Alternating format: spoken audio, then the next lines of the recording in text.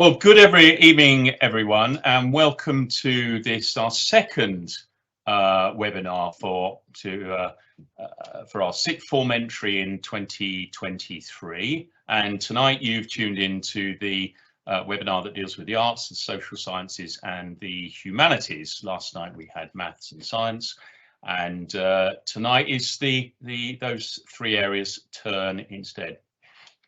Now, roughly what's going to happen tonight is I'm going to do a little bit of talking about the school that you're thinking about joining. My name's Stuart Smallwood, I'm the head, so I'm going to give you that picture, and then there'll be a succession of other staff who will introduce themselves as they go along. And our intention is to give you a picture of the school, a feeling for the school, and a feeling for each subject area as well, because we've got subject specialists to talk to you in turn. There'll be a chance for you to ask questions via the question and answer function, and we'll attempt to deal with those questions as we go through, or there might be some that need a little bit more thought, in which case we will deal with those in slower time.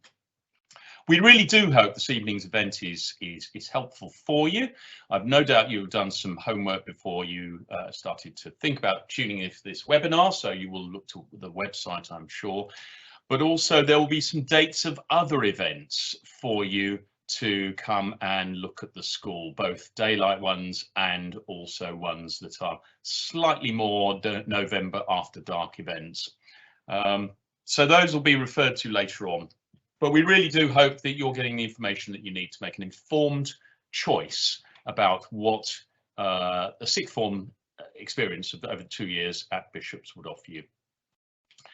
Now, on the screen in front of you, you should see a group of our rather wonderful Year 13s from last summer in the Garden of Number 11, as we call it, which is one of the buildings on the school campus, right in the middle of Salisbury here next to the cathedral. And in the bottom right-hand corner of your screen, you will see some themes which will be developed through the evening over the next 2.5 hours or so.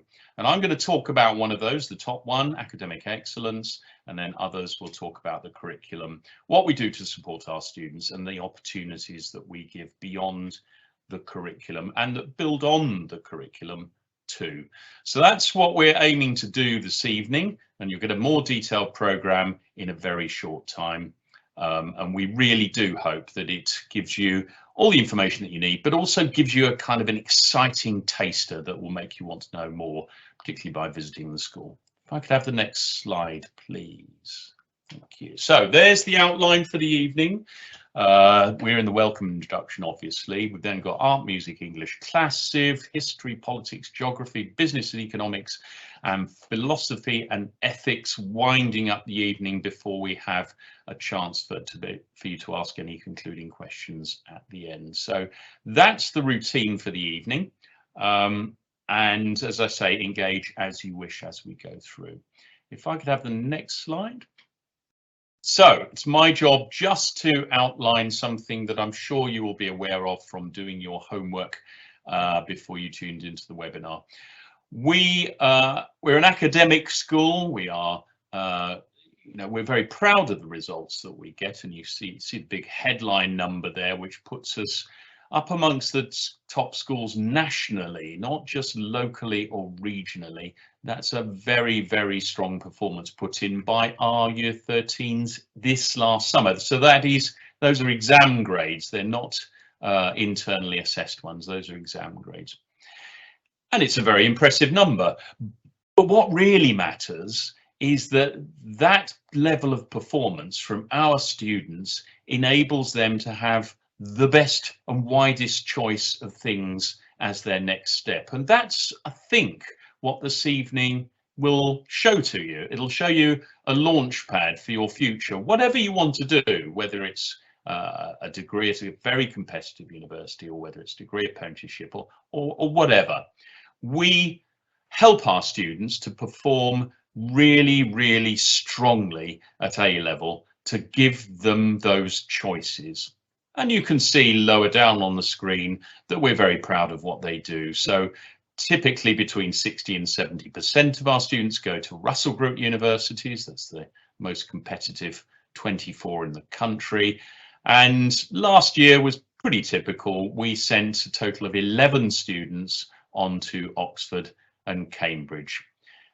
And those are the right choices for them. And that's what we do. Every day, every year, we try to get our students that competitive edge so that they can realise their career ambitions. We're very proud of the job that we do and very proud of our students who leave us to go to these wonderful institutions across Britain and overseas too. So that's my bit done for the moment. I'll probably be around at the end, but I'm going to hand on to Zoe Lambard, who is the head of sixth form, just to talk a little bit more about the nuts and bolts of sixth form operation at Bishop's. Zoe, the floor is yours. Thank you, Dr. Smallwood. Okay, so I'm going to talk specifics here. I'm going to talk about our entry requirements, which are 52 points across 8 subjects, which includes a 5 in English and maths. Minimum. So 52 points is a 6.5 grade average, which is high and probably the highest in the area. And there's a reason for that. We are an academic school, we have an academic offering, and you want amazing results. And one of those things that will help you achieve that is very much going to be working with like-minded students. So coming in, you'll know that we have high ability peers for you to work with. The courses will move fast, they will be challenging, but you will be well supported through them. Most of our students do 3 A levels and a 4th option, be that core maths, AS music, or an EPQ qualification that finishes in year 12, leaving them with their 3 A levels to focus on in year 13, although some do a 4th A level, and one of our most popular is further maths. So the options are there. If you do want to do a 4th A level, we do ask for a 7.5 grade average because it is a big ask. There's a lot of work there. If I could have the next slide. Thank you. Okay, so we offer a very standard range of A levels that allow you access to most subjects, in fact all subjects at degree level, which is why we offer these. You can see our list here. Next slide, please. Okay, so once you've chosen your A levels, you'll be coming to Bishopsworth School. If you're not already here, I'm not going to dwell too much on this because we would like you to come and visit it. If you're not already at Bishop's, it's really, really important that you get a feel for the school. So we have open events where you can come and ask more questions. You can come and meet students. So the big one is the 3rd of November. It's at 5 p.m. Through till 7:30 p.m. You can come, you can talk to subject teachers, you can meet our prefects and students and just get a feel for it. But it is in the dark, it being like early November. So we also offer some daytime opportunities. So I think the next one is 4th of December. I do apologise, I've just been distracted by a dog arriving, so hopefully he'll be quiet through that. So if I could have the next slide, please. Thank you. All right, so come and visit us, come and find out more about us. And in the meantime, I'm going to move on to something really, really important, which is our support system. So we've talked a little bit about academics, but I also want to talk about what you'll get coming into sixth form, because sixth form is a very different experience from year 11. And even if you are already in Bishop's, you might not know the sort of things you will get should you come into sixth form. In particular, I want to focus on 2 things we offer for support. One is mentoring. So we don't have tutor time like you would do lower down the school and like some sixth forms do offer. And the reason for this is we have a large external, well, one of the reasons for this is we have a large external intake. So that is students who come and join us in year 12. And what we have is a really, really, really short period of time to get to know you. So that's what, 20 months, 22 months before you're doing exams and moving on, and even less before we have to write really important references for you. So by having a mentor who is your generally a subject teacher, so they'll see you twice a week, but also will meet individually with you twice every half term, they get to know you quite quickly, and then they can answer individual queries, give you guidance and write detailed references to support your applications. So that's really important to us. The other thing I want to focus on is supervised study. We have a programme of increasing freedom as you graduate through year 12 and 13. When you're in year 11, your time is very structured. It becomes less structured in year 12, but still structured because we offer you things like supervised study, which help you develop study skills. On to year 13, where you get slightly more flexibility still, and then on to university, where again, more and more freedom to manage your own time. And we think this is one of the great things about being a school rather than a college. We give this guided approach. There are, of course, other support areas. Pastoral, we have a full-time pastoral support officer. We have Mrs. Armstrong, who is our amazing full-time careers advisor, and we'll talk more about that in a minute. And we also have all the facilities that a normal school would offer, so nurse, chaplain, etc. So they are all on offer. Next slide, please. At this point, as I was mentioning, our important careers support, because that is the main purpose of our sixth form, is to get you through with the grades you want onto the places you want. I'm going to hand over to Mrs. Armstrong to tell you more about that. Good evening. Thank you very much. So the picture in the background of the slide is one of the events that we put on to support your careers education through your time in the sixth form. So year 12 and 13 go very quickly, but we're really invested in your decisions about what you do next. And on our website, that comes under Beyond Bishops. So as well as offering one-to-one guidance whenever you want it, and everybody needs it at different times really. So you can have more than one interview if that's what you'd like, until you're absolutely confident that you're making the right decision.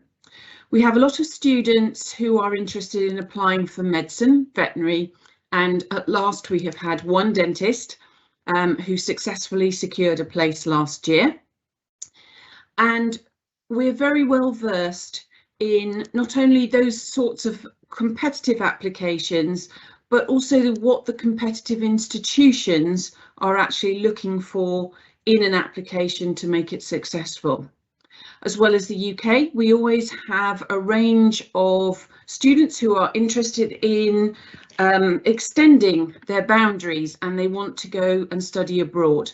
And this is picking up again considerably since COVID is moving away. And we have supported students in the past to the US. I was delighted when one of our students got into Harvard. But we've also had students go to Canada, that was last year, Australia, and right across Europe. So if that's something that you're interested in doing, we're familiar with the application systems and can help you do that. Whilst it's true that most of our students do go on to university, and that's what they really want to do, an increasing number are beginning to look at degree apprenticeships, which are a brilliant opportunity. So you are taken on by an employer, you're earning a salary, but you're also studying part-time for a degree as well. And recently we've had students who've gone to JP Morgan. We had 2 of those last year. They fought off an immense range of competition, about 10,000 applications to secure places at JP Morgan, but also engineering at Kinetic and BAE Systems, finance with Smith & Williamson and Grant Thornton, and also in the media with the BBC. So whatever you're interested in doing, we're very sort of intent really on helping you discover what's right for you, looking at all the options that are open to you, and helping you get to your first choice of decision, whether that's an apprenticeship, whether it's Oxford, or whether it's another university altogether. So whatever you want, whatever support you need, we will be there to help you do it. Could I have the next slide, please, Andrew? So we've looked at academics and we've looked at your future. So what else can you get involved in whilst you're here? Well, I think Bishops has quite a reputation for its sporting opportunities, and my goodness, that's a really broad range. Whatever you want to get involved with, whether that's table tennis or whether that's county level or regional level, netball, hockey, football, rugby, basketball, we can offer you all of that and much beyond. The music department is huge, and we'll be hearing from our director of music later on. But if you don't want to study music, there are so many ways of getting involved with it beyond the curriculum. We have a very big choir, it's about 70 strong at the moment. We also have smaller music groups doing lots of different types of singing within the school, and you can join in with those, whatever you want to do. We use a local theatre down by the fire station and put on a drama production every year. And that's everything from the acting to the directing, to the music, to the stage building. And if that's your thing, you're very welcome to get involved with that. Alongside your studies, we also offer you an enrichment programme. So that's sort of an enrichment of your skills, if you like. And you can do some sort of academic things if you want to. For example, we do the Community Sports Leader Award, which you would do all year, or you can learn about completely different things. If you want to develop your cookery skills to help you become independent before you go off to university, we can do that. If you want to find out how to manage your money, we can help you do that. So there's small, short courses that you do alongside your studies in Year 12 to find out more about life skills, really. We're always very delighted to offer you a whole range of speakers into school.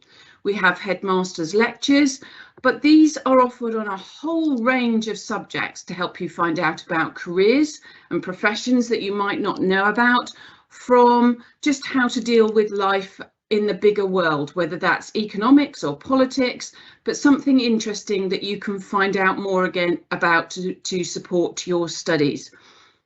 And of course, if you're an outdoors and like your expeditions and your service and your volunteering, then the Duke of Edinburgh Gold Award is something that you can get involved with at Bishop's. In fact, we have such a range of clubs and societies, but if we don't offer what you would like to get involved with, you're very welcome to start it yourself. Find some like-minded people and we will help you start it up. An example of that was the Law Society, which started last year, and it's now become a very popular society with a really good attendance. And alongside all of that, I think there's a trip that goes out virtually every week. So the subject teachers will tell you more about that, but for example, I went up to the City of London a couple of weeks ago and we took some students to look at an investment bank and find out all the careers that go on there. And also we went to the Honourable Artillery Company to find out more about the Army and how that functions. So there really is a very broad range on offer for you to do alongside your studies. So could I have the next slide, please? So now we come to the subject part of the evening, and I'm hoping very much that Mrs. Lawrence is available to talk to us about art. Sam, are you there? Okay, so I think she must be having technical details. So could I go, please, to religious studies? Mrs. Kaur, are you available to talk to us, please? I know it's out of schedule, but if you're there, that would be very helpful.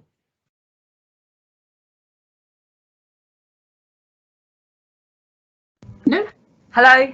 Ah, fantastic. Thank you. I know I'm asking you to come on perhaps almost an hour and something before you start. Are you in a position to talk about religious studies now and philosophy and ethics? I can do, yes. No problem. That's fine. Andrew, could you fast forward the slides for me, please?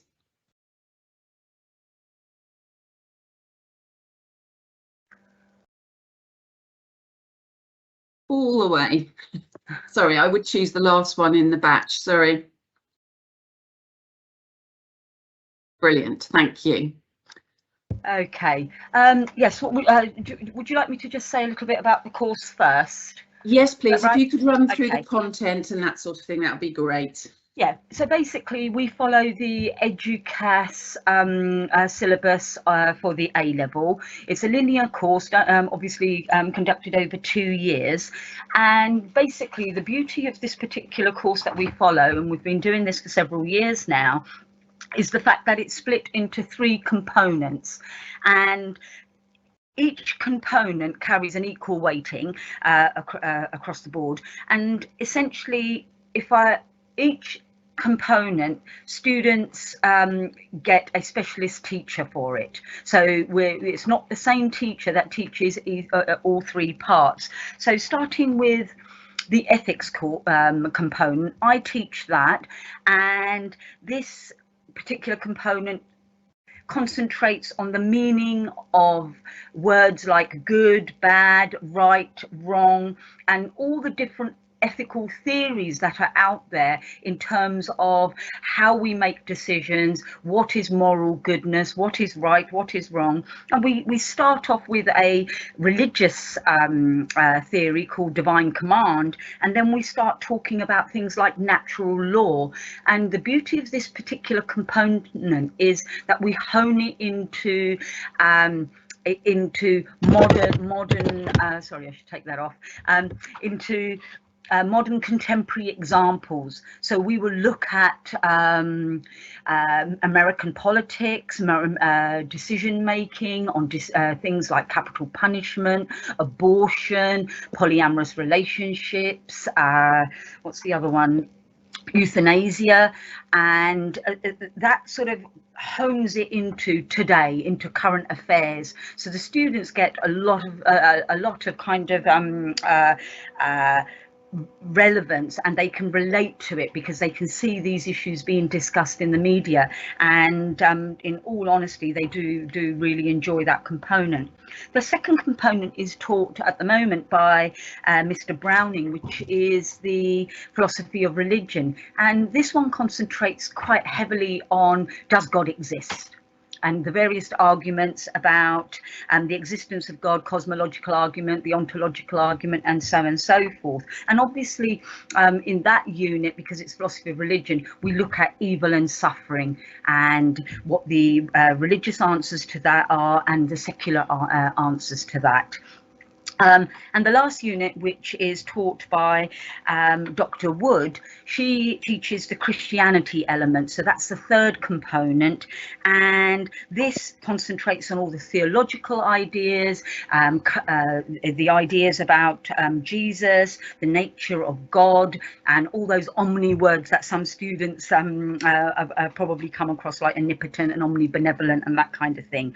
And again, this course is, the reason we like it and the students like it is because it's about religion in the modern world. It's not something, you know, it's not just old rusty scholars dead and buried. It's actually honed into you know, current religious thinking, and as well as obviously the social and historical part of it. So that's what makes up our course. We teach it with lots and lots of different ways. You've got your essays, you have your discussions, your debates. Obviously the essays are a huge part of it, and we do set those, but it's a good practice for exam time. We do have a philosophy club, so students can you know, relay their knowledge to younger students in the philosophy club, and that grows year on year, and it's run by the students themselves. So we find that's quite a good way for them to do their revision and relay their ideas and talk about what they learn. And philosophy trip. We try and take our students out for at least once in year 12 and once in year 13. Obviously in COVID years we only managed it once, if at all, on one of those years. And what we do is we try and expose them to other schools who are doing the philosophy of religion, religious studies course, as well as current authors in religious studies and philosophy and ethics per se. So we normally go to London for that, and students love that too. Is there anything else you wanted me to specifically go through? No, but shall I come back to you later on, because I think Dr. Wood also wanted to talk, did she? Or was she did, but and she wasn't online. But yeah, by all means, when she's online, perhaps she could say a few words about the theological side of it. Yes, yeah, so I'll come back to you at your scheduled time. Okay. And we'll listen to what Dr. Wood was going to say then. Would that be okay? Yeah, that's absolutely fine. Yep. Okay, fantastic. And I really appreciate you stepping in. Thank you very much. Thank you. Thank you. So I'm going to go over now to our Director of Music, Mr. Edney. And perhaps you'd like to tell us a little bit about the music department. And sorry, Andrew, could you go back all the way on your slides?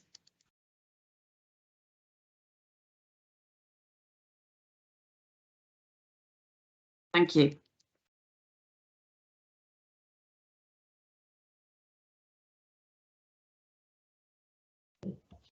Is that better? Sorry.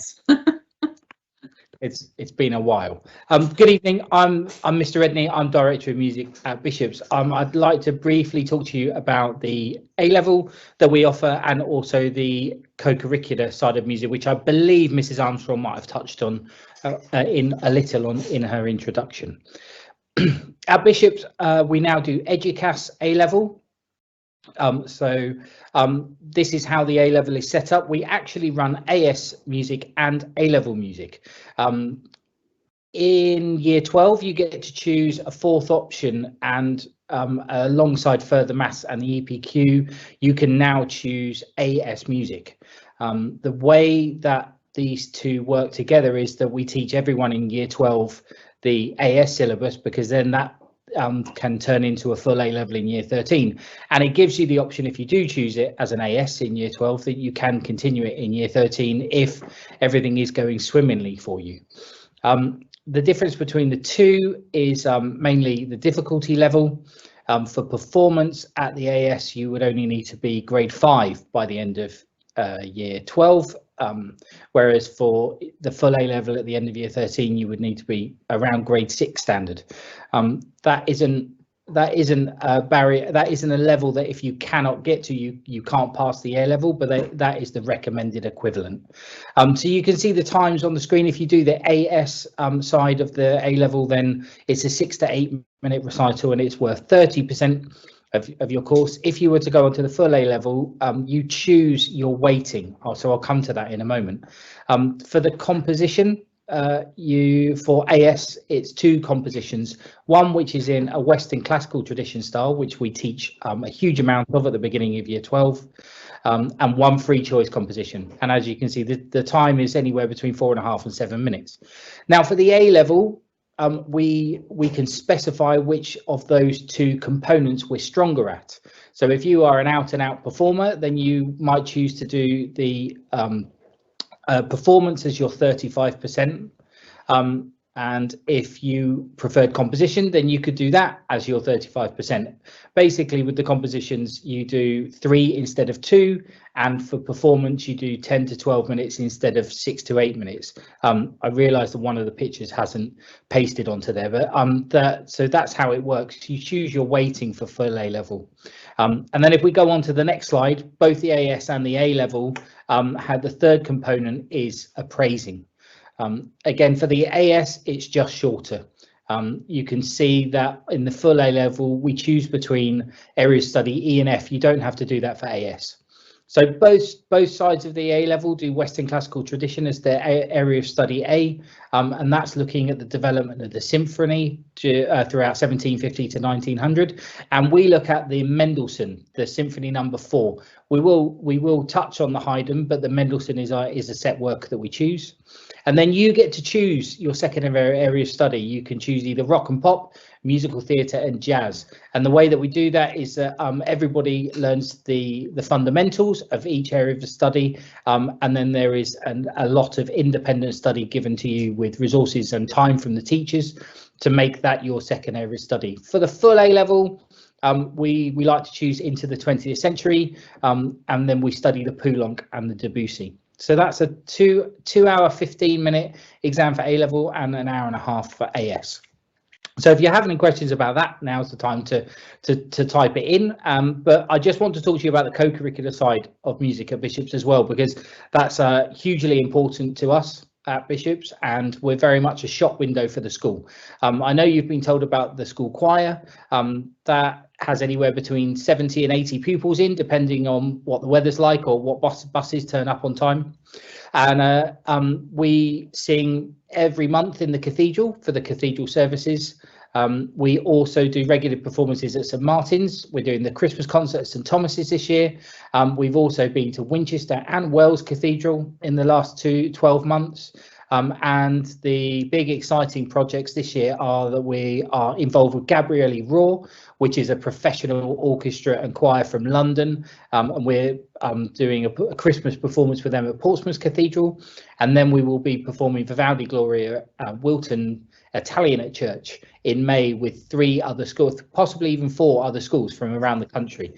Last year we on Mozart Requiem. And we will try to do a big oratorio each year. We now have a full school orchestra that has come out of the Mozart Requiem concert. That is for pupils grade 5 and above, and we have 1 rehearsal a week and then perform 4 or 5 times a year. There is a school jazz band, a full big band that performs almost every term, again 1 rehearsal a week. And then there are ensembles for beginners and intermediates as well. It also in sixth form, if you join us and to do A-level music, we would encourage you to take your own rehearsals and to start your own chamber groups as well. So it's a very busy department. If you come to us as a musician, I will definitely try and get my hooks into you. And yeah, so that's the music department. So Mrs. Armstrong, have you got any questions for me? Yes, we quite often get asked whether universities value music, and I noticed you had a slide which had some great skills on it. Could you talk a little bit about that, please? It's the white. Would you mind going back to that slide? I think it's known that there has been a preconception over the years that music is a soft subject, but actually it couldn't be any further from the truth. And all of the universities, and very much including the top Russell Group universities, consider music A-level and the pursuit of music to be an incredibly important facet to a holistic student that goes through sixth form. So this slide that you've got in front of you now, this is language that there was a focus group of top CEOs. This was in 2018 of what the top companies in Britain were looking for from their graduates, and this is the language. These were the top reoccurring words that came out of that focus group, and the reason that I've put them on here is because every single one of those is completely applicable to being a musician, developing your own skill and your own priorities whilst working through a really rigorous and interesting and obviously unbiased but brilliant A-level as well. I think the addition that we now have of AS music in lower sixth really can add that extra benefit to those pupils coming to us that maybe think that they aren't going to study music at A-level, but it gives them the opportunity to still continue doing a subject that they really love, that possibly they might believe doesn't fit into the set of qualifications they need to go to university. We know as a school that music fits into pretty much every qualification you want to do and job prospect in university and post-university, but we do understand that students coming into year 12 feel that there are a certain set of A-levels that they need to have.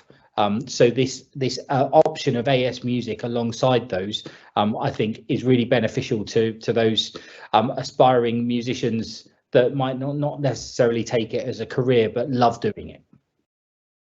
Thank you. Could you give an estimate of how many students in the whole school you think are involved with music? Including instrumental lessons, I think we're at about 400 now in terms of the Key Stage 4 and Key Stage 5, so GCSE and A-level, the ensembles and rehearsals that we have going on every week, and the one-to-one instrumental lessons. So I would say nearly a third of the school. That's pretty impressive. Thank you very much indeed. Can I just how would students get involved with music if they want to find out more about the for example doing the AS, because that's a very different concept than doing the full A level? Is it best to come and see you and have a chat with you at our open evening on the 3rd of November, do you think? Absolutely. I think this has been confirmed. I hope Mrs. Lambard doesn't shout at me after this, but the music department are going to be in the drama studio on the 3rd of November. So there will be signage because we like to make some noise, and that doesn't quite work in the sports hall. Mrs. Lambard's got a thumbs up, so good. I haven't upset her, so that's a good start to the evening. So if you're coming on the 3rd of November, we will be in the drama studio where you can talk to us about everything music. But yes, I think particularly about the AS, if that was something that hadn't crossed radars yet, do come and talk to me. My email address is lde@ and then Bishop Wordsworth, or you've got my Twitter and Instagram handle on the bottom there, and you feel free to send me a DM that way as well. That's fantastic. Thank you very much indeed, Mr. Edney. Now I think our technology has come together, and I have Mrs. Lawrence. I hope so. Aha, yes, I can hear you. Thank you. Can you see me? No. Oh. But not, is it working now? no, but not to worry, because you got your slides. So anyway, so that's fine. Okay, so art at Bishop. So we do 3 different kinds of art. We do A-level art, craft and design. We do graphic communication, and we do photography. So if we just go to the next slide. Thank you. So the requirements to get into any of those courses are a grade 6 at GCSE, or quite a lot of the time some students will come to the school and they might not have done art, but they might have done something similar like DT or something like that. And then if that's the case, we can kind of use that, but also they can bring their work, so they can bring their portfolio to the school, and then we can kind of judge whether we think that they would be suitable for the course based on that. So if we go to the next slide, please. Thank you. So the course is made up of 2 components. So the first component 1, and this is the same for photography, for graphics and art, is a portfolio, which is 60% of their grade. So it's coursework basically. So over the 2 years, they'll do 60% coursework, and I'll explain that a bit more on the next slide. And they also do component 2, which is the exam component, which kind of in art, it isn't really an exam as such. It's just another sort of controlled piece of coursework, basically, I guess you could explain it as, but it culminates in that the students will do a 10-hour, so over 2-day exam, where they pick a question at the start of component 2. So in the February, they might, if they're doing graphics, pick a sort of live brief, and then they'll work on that for 10 weeks, and then at the end they'll do a final piece for that. So it might be to design branding for a restaurant, and at the end they'll make all the branding. If it's art, craft and design, they could make a series of large paintings or ceramics, or anything kind of comes under that umbrella. So that's kind of the basis of how the course is made up. If we go to the next slide, please. So the results this year have been fantastic within art. Nearly everybody came out with an A star or an A. It was nearly 100% across the board. We last year had art, craft and design, photography and graphic design. Really successful subjects at Bishop's, and even more so last year. I think they're probably the highest results they've ever had. So that's super good. If we go to the next slide. So what does the course involve? So everyone that comes in to do art will kind of start in the same at the same place. So everyone starts doing this first project called Structures Project, and it's kind of run a little bit like an art foundation, in the sense that everyone that comes in gets to do a little bit of everything, either with myself or with our other teacher, Mrs. Redmill, and we're both very different. So Mrs. Redmill's strengths are fine art. My strengths are digital art. So from kind of having both of us, you'll get a kind of overview of what you like, what you don't like. And after you've done that first project, then you get the option to specialise whether you want to do art, craft and design. So that's kind of, yes, I still want to do a bit of everything. I want to do photography because that's what I want to do, or whether I want to do graphic design. And then myself and Mrs. Redmill are kind of this year splitting off. So she kind of takes the fine artists, and then I'm going to take the graphic designers and the photographers. But all of the tasks that they do run parallel at the same time. So the timeline is exactly the same, whichever one you'll work on. The big project that everyone will do is called personal investigation. So you get to write your own brief. So if you're doing graphics, photography or art, you write the brief or the project title to be whatever you want it to be. So it's a really free course. It's really different to actually most schools, because I think that we do offer all of these different arts, and it's very much the kind of students we have here. They want to lead their investigations, and some of the things that they do are very different to kind of sort of the projects that other schools might give the students. So everyone last year was doing something totally different to one another. If we go to the next slide, please. Thank you. So yeah, I've kind of said this already, so we can skip this. This was just a visual slide. Thank you.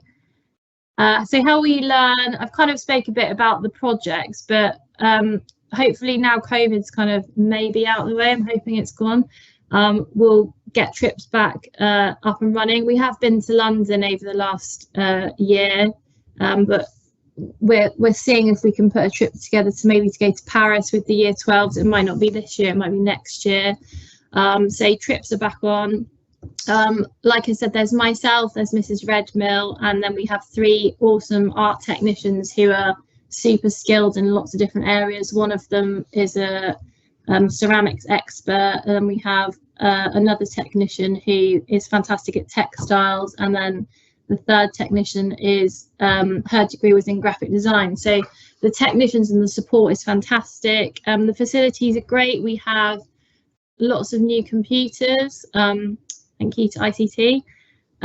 We have Adobe, like the new Creative Cloud package, which is fantastic for school, and we actually have that right down from lower school, so the students are super lucky to have the whole Creative Suite. So we have Photoshop, Illustrator, InDesign. We have a kiln, we have a printmaking studio, we have lots of photographic equipment, backdrops, we have cameras we can loan out. We've got a huge big plotter printer if the students want to print their work on a large scale. But basically everything that you could think of that an art department would have, we have, nearly. If we can have the next slide, I think that might be, I think we've only got one more. So just thinking about where students go next. So anywhere really. Most of the degrees kind of overlap. So if you do a creative degree, it kind of opens doors into loads of other creative degrees. You don't have to do art, craft and design and then go on and have to do art. You could do graphics. So they all kind of interweave and mix into each other. Our students last year, I think a few of them went off to do graphic design and art at various different universities, and 2 of them actually got offered places at Goldsmiths and some other, I can't remember the exact other one in London, I'm not sure whether he took it, but really awesome universities, and they actually got in without doing an art foundation. So to get into, to be offered a place at somewhere like Goldsmith without even doing an art foundation just goes to show how strong their, not just their results, because they all got A stars, these people, but their portfolios were. They've got such strong portfolios of work that they're being let into university without even doing a foundation, I think kind of speaks for itself. And that is the end of what I'm going to say. I was going to tell you to follow our Instagram. I think that's the next slide if you want to put it up, but that's just there for you to look at if you want to follow it. Brilliant, thank you very much. No can I ask a couple of questions? Yeah, if a student is really keen on art but perhaps doesn't really want to do an A-level, are there opportunities to join in with art in school? Yeah, so we do loads of different art clubs. Art is open every day at lunchtime, and it's pretty much open every day, anytime. To be honest, there's never no students in art. We have clubs that lots of students get involved with. So we've just one of our art technicians is doing a ceramics club at the moment, and there's loads of students doing that don't necessarily do art. There's always things that we can do if people want to get involved in art. I know quite a few students have approached me about kind of enrichment and doing things that are art based. So yeah, we're always up for, you know, people coming over, even if they don't want to do art as an A-level, but obviously we want them to do art as an A-level. Of course, absolutely. For that, I think sometimes what students worry about is the amount of work that's involved in doing the A-level. Could you reassure students a little bit about how that works? Yeah, so I'm not gonna lie, it is a lot of work. It's very coursework heavy. It's basically 100% coursework, but I think as long as the students are organised with their time and time management, you can get everything done at school. And like Mrs. Lambard was saying earlier, the students at Bishops do get a lot of the time is very structured, so the supervised study and the free time, they do get the opportunity to come over and use the art studio when it's not their lessons as well. So quite often my year 10 lesson, for example, today I think I had about 9 sixth form in the room as well. So it's getting tighter over there because we've got more and more students. It is busy, but we'll find a space for you, and if you want to come over and do work, that's fine. We also have an art library upstairs, which is quite a good place for the students to go and work. So if they want to go and do sort of the research part of their project, they can sit up in the art library and then they can get on with it. But I think that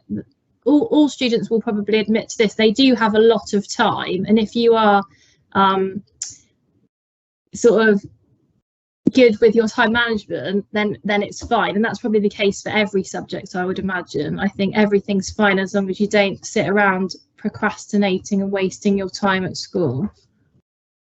Absolutely. So if a student, you mentioned ceramics, of course, but if a student sort of wanted to focus on that, or perhaps textiles, would that come under the art, craft and design A-level? Yeah, so basically, if you kind of like doing everything or don't really know what you want to do, you would stay doing art, craft and design. But if you definitely wanted to do graphic design and you don't want to draw, because quite a lot of our students come from Bishop and they have done graphic design as a GCSE, so some of them will not want to touch paint. So graphic design, you know, you're working to a brief, you want to be on a computer, that's fine.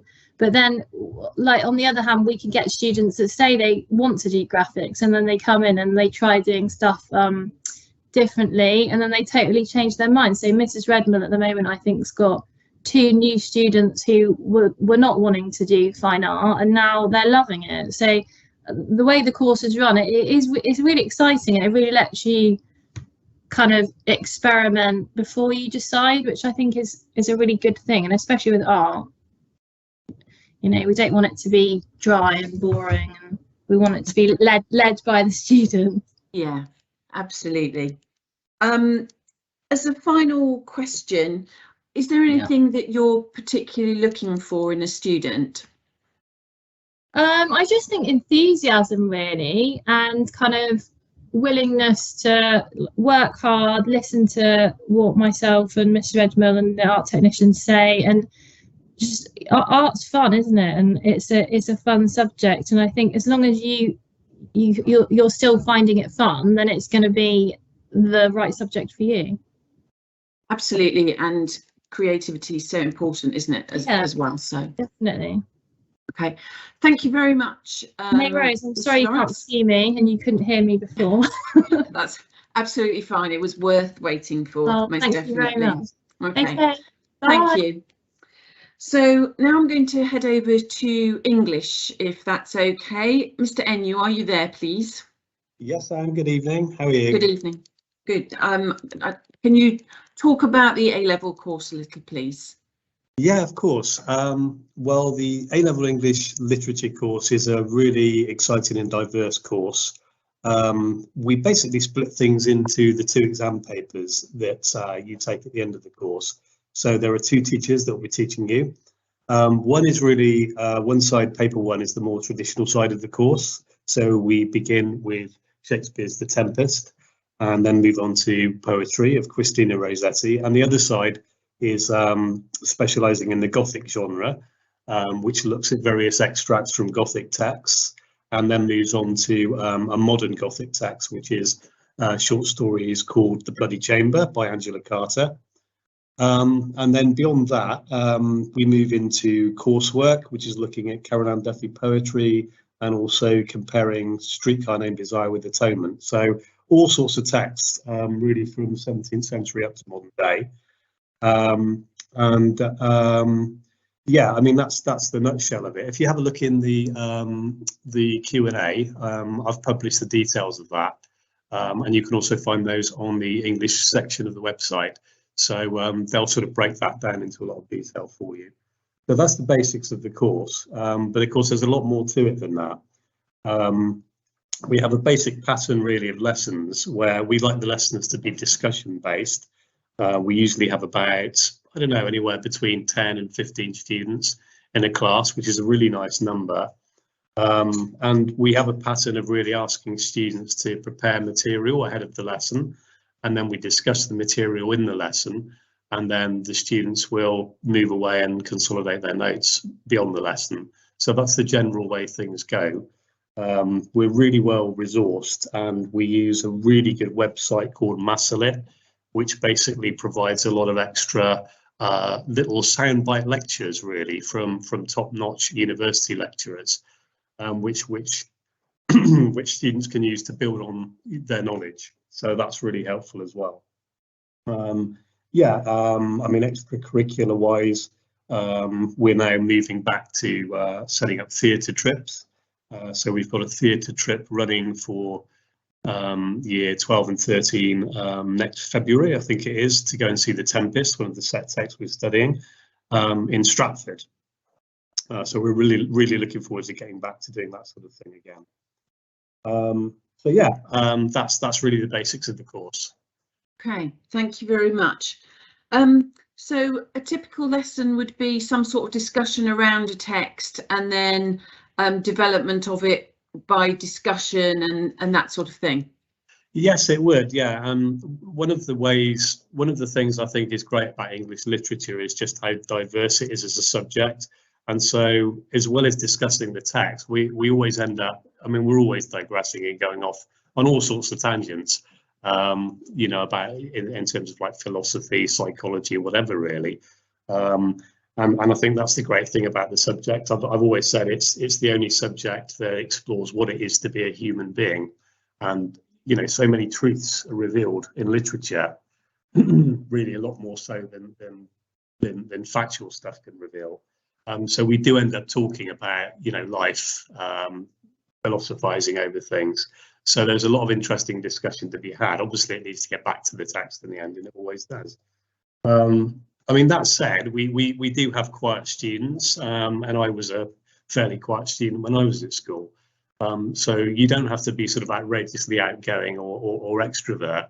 What we tend to do is create a really nice atmosphere in the class. You know, we have cake and stuff like that, just so that people feel comfortable. And what we usually find is that even the quiet students do tend to feel comfortable about discussing text, you know, a few months into the course. So there's a place there for everyone, you know, whether you feel comfortable talking in a group or not. Hopefully that's something that can develop over time, because it is quite important. Absolutely. You were talking about being quiet in class, but do you really have to like reading to get involved in this? I think it's important to have an appreciation of it. You know, I'm aware that some students don't read a huge amount, and I think times have changed. You know, a lot of text now are sort of electronic, on screen based. A lot of people that's a go-to for people for news, etc. But you know, there's nothing more satisfying than picking up a good book and losing yourself in it. I don't read as much as I would like to, because I'm busy. But when I do, and I pick up something I'm really into, then that's me gone for a couple of days, until I finish the book. And I think that's the thing that we can really try to engender in our students, is that love of reading and that love of literature, and really sort of digging deep with the text, to find out what is motivating the writer to write that. I think that's what it's all about. So we don't expect everybody to be avid bookworms and avid readers, but just to really have that innate curiosity in what they're reading.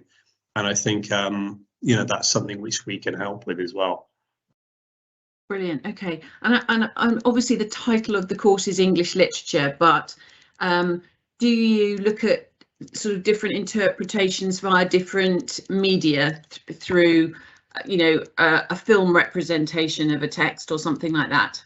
Yeah, definitely. That's one of the assessment objectives that we look at. So the 5th assessment objective is all about interpretations and other readings, and we follow a taxonomy, a hierarchy of skills. I mean, if you're thinking about GCSE, studying literature at GCSE, you really get up to a point where you're being analytical, but there are 2 stages above that we cover at A level. The first is being evaluative, being able to look at a text and evaluate what works about it, what makes it so powerful, what really sets the audience or the reader alight when they read it. And then above that is creative, that's sort of at the top of the taxonomy, where students can develop creative theories and ideas about the text they're reading. They need to be grounded in knowledge and being well informed, but that is really the highest skill in the subject, is developing your own theories, your own ideas about where a writer is going with the text, and sharing those with other people. When you can do that, not just in the classroom, but through your essays as well, we expect it to happen. So yeah, we do look at one of the texts we study is The Duchess of Malfi, which is a Jacobean revenge tragedy, and we've got 3 different versions of it, which we show to the students, so that they can see different ways of interpreting that text. We also look at critics, we've got a tried and tested method of really looking at what a critic is saying about a text and boiling it down to the basics, so that students have a lot of different critics at their disposal when they're answering essay questions. So that's really, really important. And on the creative side as well, one of the coursework tasks is a recreative task, which means that we do that with Carol Ann Duffy's poetry. So you study the poetry, and then you've got an opportunity to write your own poem in Carol Ann Duffy's style. And a lot of the students have been really excited about that task, because it is, again, it's a very creative thing to be able to do, to write your own poetry and actually have that as part of the English literature coursework. Fantastic, thank you. You've described the course and the texts that you do, but what do your students tend to go on and do after studying English literature? How useful is it as a preparation for the future? Well, it's because it's so diverse, it's tremendously useful. If you look at the number of different skill sets which excuse me, which we're moving through over the 2 years, in terms of written and verbal communication, presentation skills, debating, how to write an essay, how to set ideas out clearly on paper, planning, synthesizing material. I mean, there's just so many skills there. There are too many to mention, really. And it's taking the GCSE skills and sort of raising them to a new level. So there are so many ways you can take that forward onto university courses and into life. A lot of them are life skills. It's why English is such an important subject. We've had students who have gone into all sorts of different areas. I mean, the cliched ones like media areas, publishing, advertising, teaching, law. Often you can sort of move into law is very good because of the demand for sort of clear written and verbal communication, being a barrister, for example. And also in terms of in terms of journalism. So we've had 2 or 3 really good journalists. You know, one is working in the Independent as a sports journalist at the moment, who studied English A level. So yeah, there's that as well. Absolutely, and for a huge range of careers, the ability to write clearly and understand and analyse and evaluate those skills that you mentioned earlier is so important. So it really is a useful set of skills to acquire, isn't it? Well, it is, and I think, you know, for that reason, that's why it's seen as a facilitating subject. Yeah. It's really valued by, I know Mr. Edney was saying this earlier, it's valued by top universities, Russell Group universities, and I think that's really important. You know, that it's still seen as one of the strongest subjects to move forward with.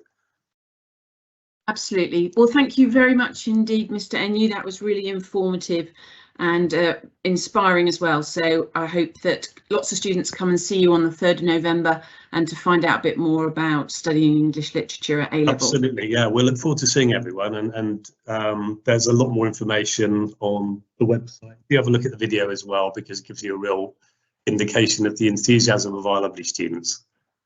Absolutely. Thank you very much indeed. Thank you. Bye. Bye. So we are now going to speak to Mr. Owen, and he wears 2 hats this evening. The main subject is classical civilization, and also could you talk to us about studying Latin as well, please, Ian? You look upside down to me. Can you turn your microphone on, please?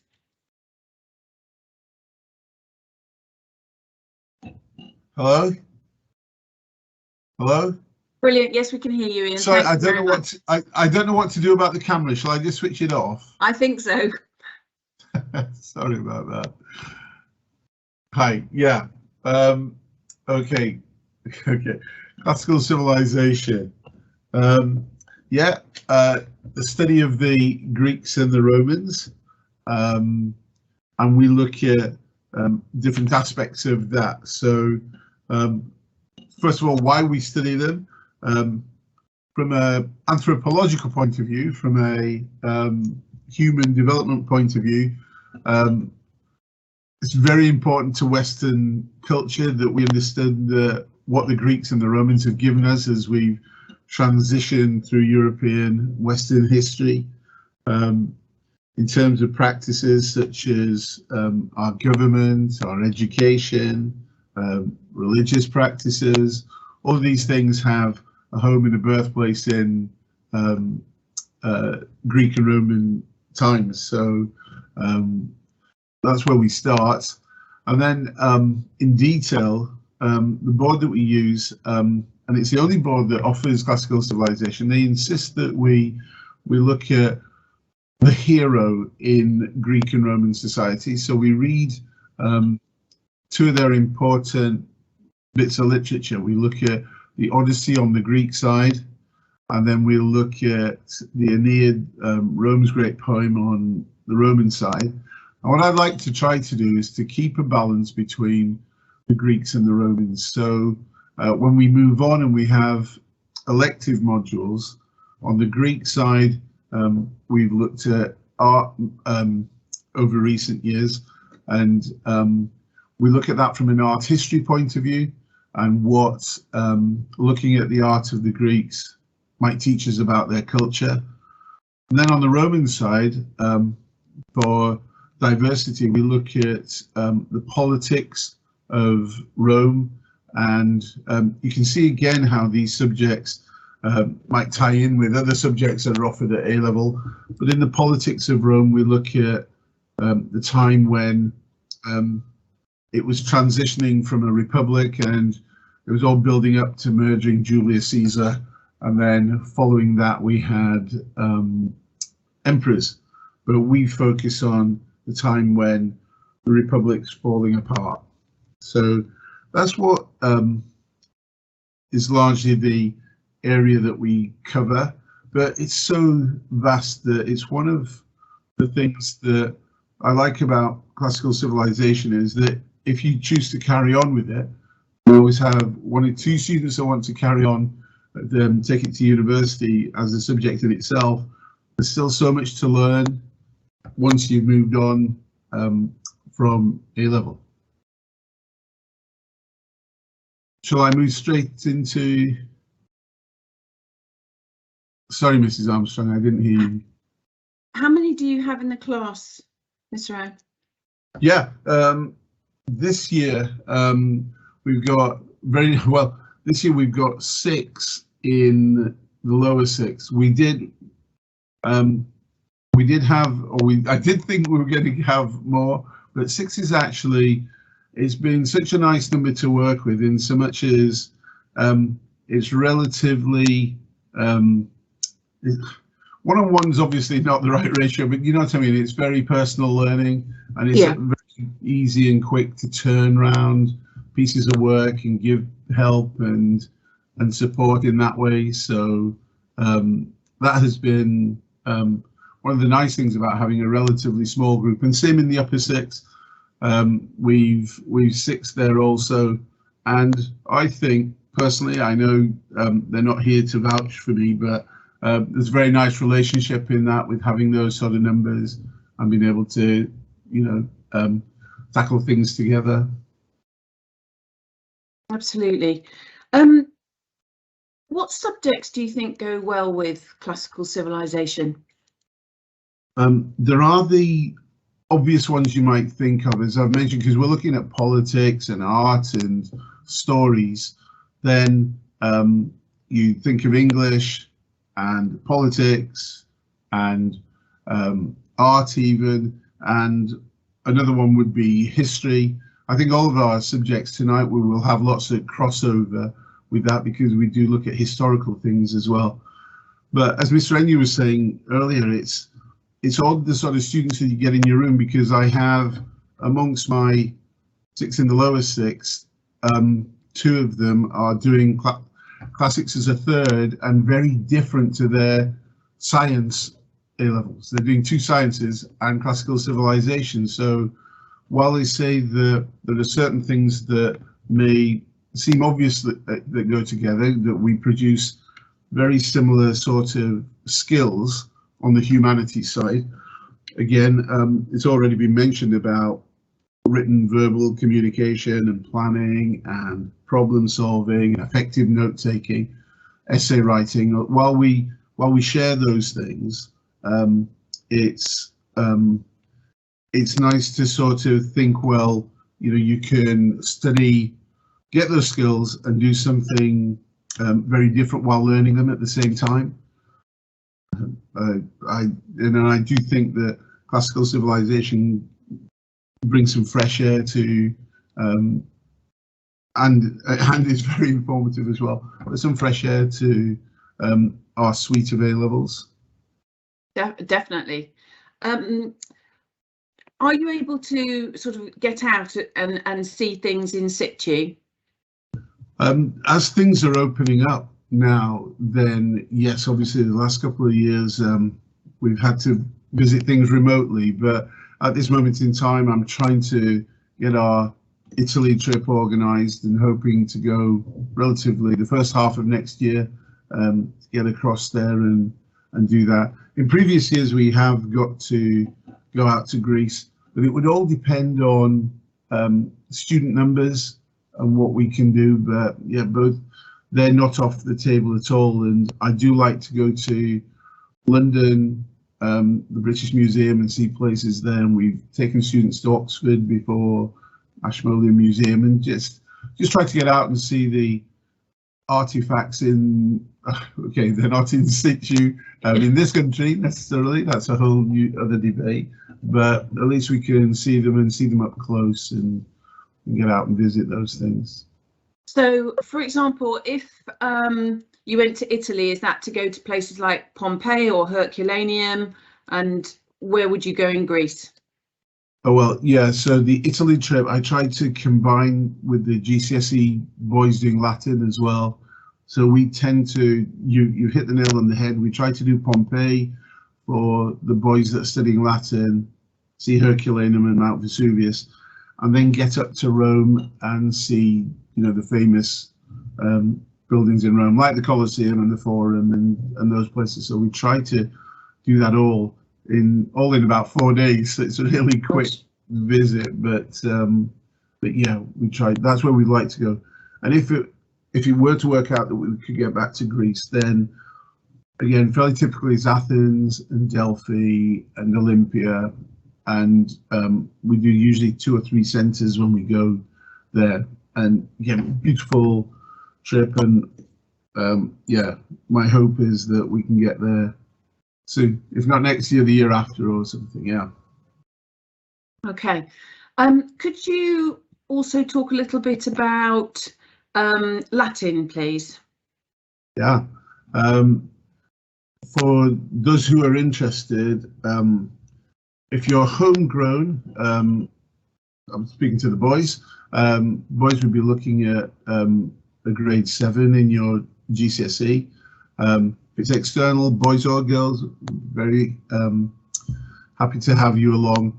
But it works with the Latin. We have to do it off timetable, so that does mean a commitment to staying after school one evening, doing some lunchtime work.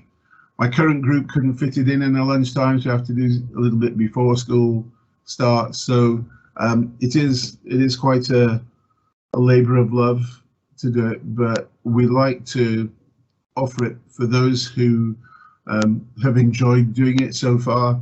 And we have each year students that study it, and then over the years, maybe in the last 10 years or so, we've had 3 boys taking on to Oxbridge to do classics, and several boys and girls do their Latin and go on to Oxbridge. And same for the classical civilization, I must say. Of the 6 that we've got in the upper 6 at the moment, 2 are applying for Oxbridge. So I think that in a sense that speaks for the quality of the subject and how it's looked at beyond the school. And so yes, if someone wants to do Latin, fantastic. Right, so what you're actually saying is that despite it being off timetable, your results are actually really, really good. Yeah, I think they do. They hold up very well. We've students with, as I say, on a very limited time. Each of the last 2 years, we've had A-star students.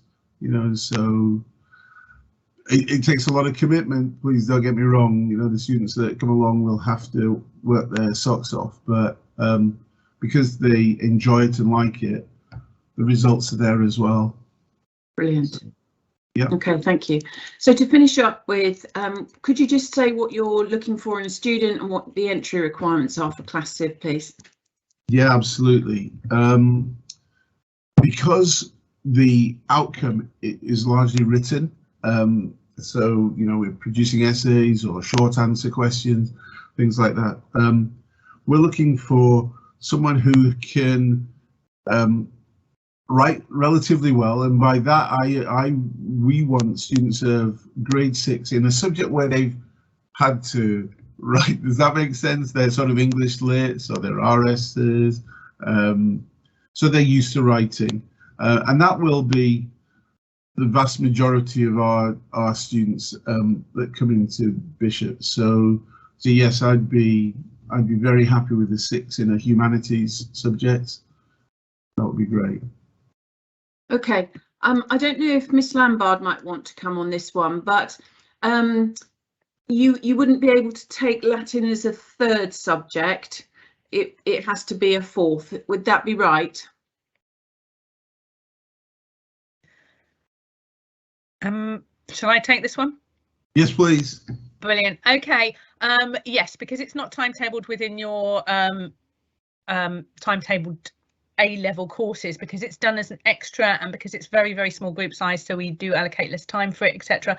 It wouldn't be done as part of your 3. It would be a 4th optional, and one that you would discuss on a one-to-one basis with us when you started. We can offer time in lieu for it to allow you more space in your timetable. So for example, it might be taken as an enrichment choice, or it might be taken over a supervised study or something, and that's something we would discuss on an individual basis. But the options are there, and so is the skill base, which is fantastic. Brilliant. So obviously the arrangements for it would be made in August, just before students start, but is it worth them dropping an email to SICK at Bishop Wordsworth to say that they're interested in doing Latin as a fourth? Absolutely, absolutely. The more information we have, the more we can try and make sure that everything works smoothly for you when you start with us. Brilliant. Thank you very much. And thank you very much, Mr. Owen, for the information on classical civilization and Latin. So now we're going to go over to the history department with Mr. Joyce or Miss Brennan. It would help if I muted myself before saying yes, wouldn't it? Good evening. Good evening. Not Mr. Joyce, obviously. No, Mr. Joyce is on here but not showing up, or Mr. Joyce is listening in and not showing up at the moment, but I'm here. Okay. Thank you. Could you go ahead and tell us a little bit about History A-level, please? Yes, history, it's pretty popular at Bishop's. We do the Modern Britain and the Russia course, so we use AQA as our board. And the Modern Britain side of the course really is quite modern. It's from 1951 to 2007, so it's really quite political. I really enjoy it when we have politics students and economics students in the room, especially economics ones, if I'm honest, because they can contribute a large amount. So obviously the course starting in 1951 doesn't quite work, so we go back to 1945 and we talk about post-war Britain. So that's really the start point for our course. It's also a nice introduction because then we can get the feel of how to note make, get some of those skills embedded, how to read efficiently and effectively, and also getting used to sort of a new situation. It's quite a jump to A-level, and there is nowhere to hide really in the A-level classes. You know, everyone has got to join in. So we go all the way up to 2007. So a bit scary for me that that's called history, but we are looking to make links throughout the course. So we're not just, although obviously the main focus is the Prime Ministers, we're talking economically, socially, and we look at foreign policy. We also look at some of the troubles in Northern Ireland. So it's really quite varied. The Russia side of the course, it's Tsarist and Communist Russia. So we start with Alexander II. And it's just really different.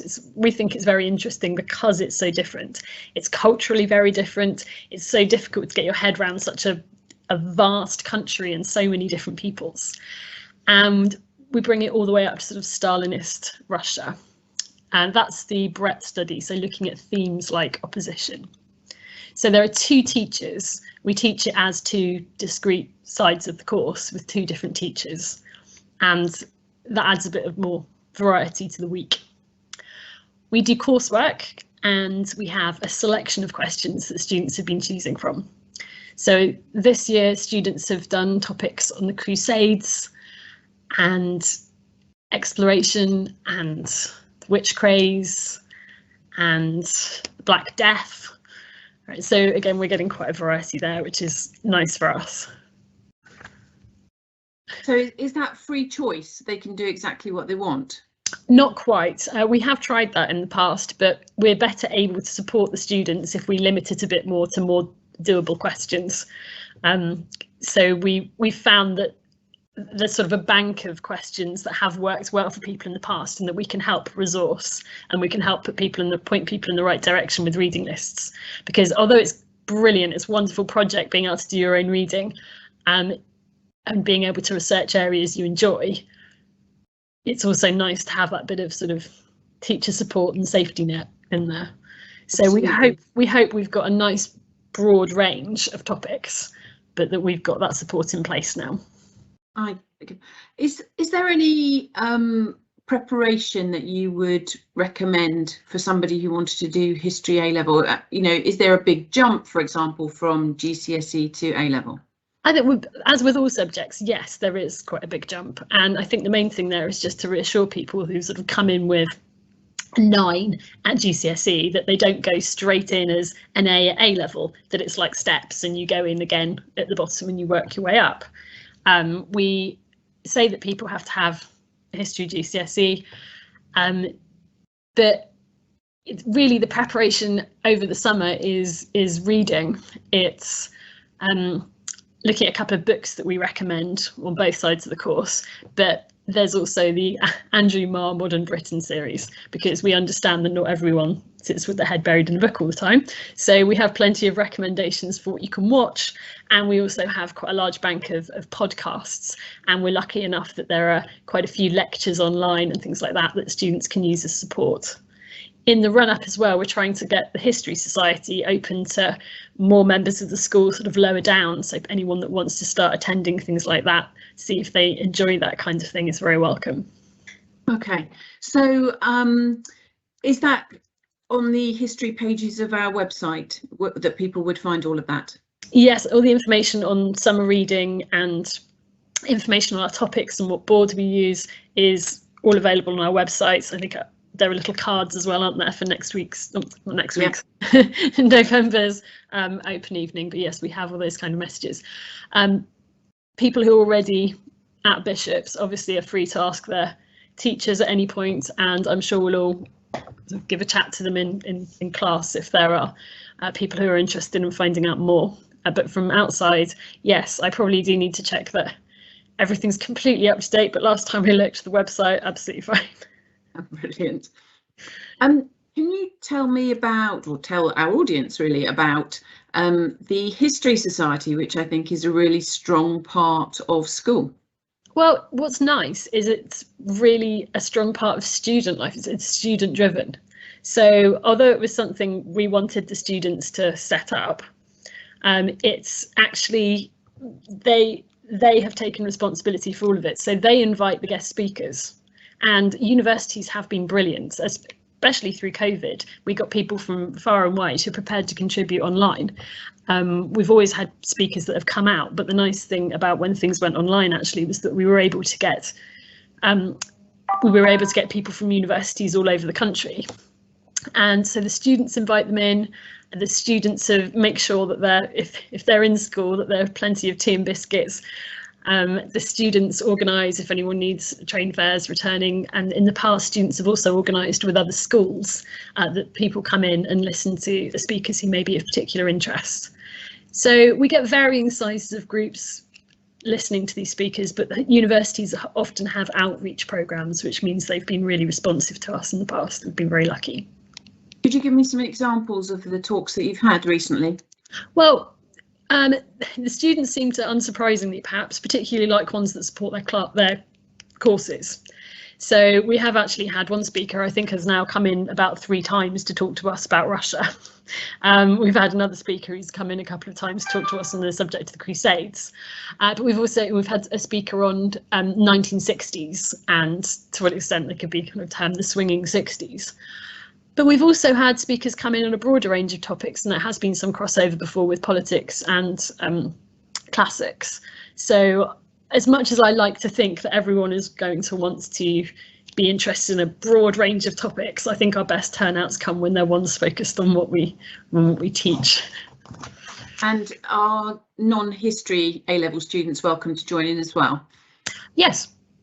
We also have a history club that's being run by a couple of our sixth formers. We have a history prefect, and he's roped in a friend that helps run a club that's largely year 7s and 8s. So that's underway as well. So there are opportunities for responsibility within history, but it's just really nice that a few of our students have chosen to take things further and have chosen to try and sort of spread the interest in history.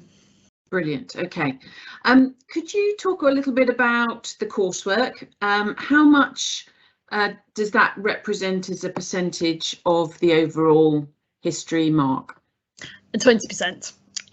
So there are 2 exam papers and 1 piece of coursework, and the 2 exam papers are sort of fairly evenly split, but they are source work and essays, extract work and essays.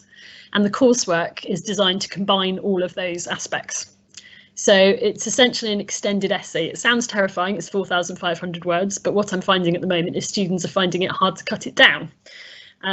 So it's an extended essay and argument, and it brings in evaluation of primary sources and secondary historians. So it's a mixed bag of skills. It's supposed to be sort of a culmination of what they're doing across the 2 years. And although obviously we can't help directly with the coursework, what we have been doing is giving little mini deadlines as they go along. So we give guided points at which, you should be getting your source evaluations done now, you should be doing your secondary historians now, you should be looking at writing plans now. So although they're very free in things, we do have a sort of structure to it that makes sure that coursework is done and dusted when it should be, and out of the way before mock exams. Okay. So we try and spread the load across the 2 years. Coursework, actually, we sort of start at the end of year 12 so that students have got the whole summer holiday to essentially read and just research as much as possible. And then we really get going on writing it up from the start of year 13. Okay. What do your students go on to do after studying history A level? Quite a few things. I'd love to say they all go on to study history, but obviously quite a few of them go on to study things they think are going to make them a bit more money, I think. So we have some students that go into doing sort of politics courses, international relations courses. Law is quite a big one, where our students tend to do quite a variety of subjects, like I said, economics and things. Sometimes they'll go into business and economics kind of related things. But we do get a good few historians though, which is nice. Okay, well, the applications I've been processing at the moment, there's an awful lot going on to study history. So obviously it's a really interesting subject. What about seeing history in real life? Do you get the opportunity to go out much?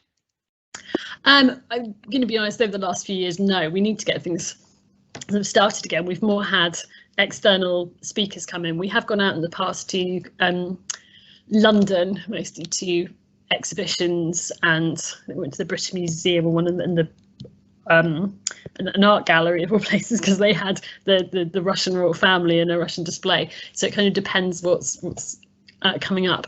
I have to say, we don't run a trip abroad at A level because obviously one of the courses is modern Britain and the other one is Russia, and we have no intention of going to Russia in the near future. No, maybe that's quite a good idea. Okay. What are you looking for in a student? What's your entry? You did briefly touch on entry requirements, but to finish off, what are you looking for in a student? Basically, we're looking for enthusiasm mostly. On a technical level, we're looking for a 6 in history at GCSE. But mostly we want someone who is just prepared to put in a bit of work. There's, if people do enough reading, I do apologise, I'm being yelled in the background. We're looking for enthusiasm, and if people do struggle at the start, for them to just sort of tell us, to talk to us, and people very quickly get into the swing of things. Okay, well, we'll let you go and sort out the important matter that is so sorry. Not at all, not at all. Thank you ever so much. That was fantastic. Thank you. And next up is our politics department, Mr. Stamp. Good Hello. evening. Can you hear me? What an exciting time to study politics. Well, I've asked Miss Anders the same thing, whether it's always this exciting. I've been teaching this course for 4 years now, and I just thought back. The first year, this time, they were proroguing Parliament. This time, the second year was 2020 election in the US. The third was COVID and a Conservative Party conference where Boris Johnson was going to be reigning for another 10 years, and now this. So it's it's been very, very busy. I keep thinking we've reached an apogee and then keep running out of superlatives because it just keeps going and going. So if this doesn't interest, nothing will.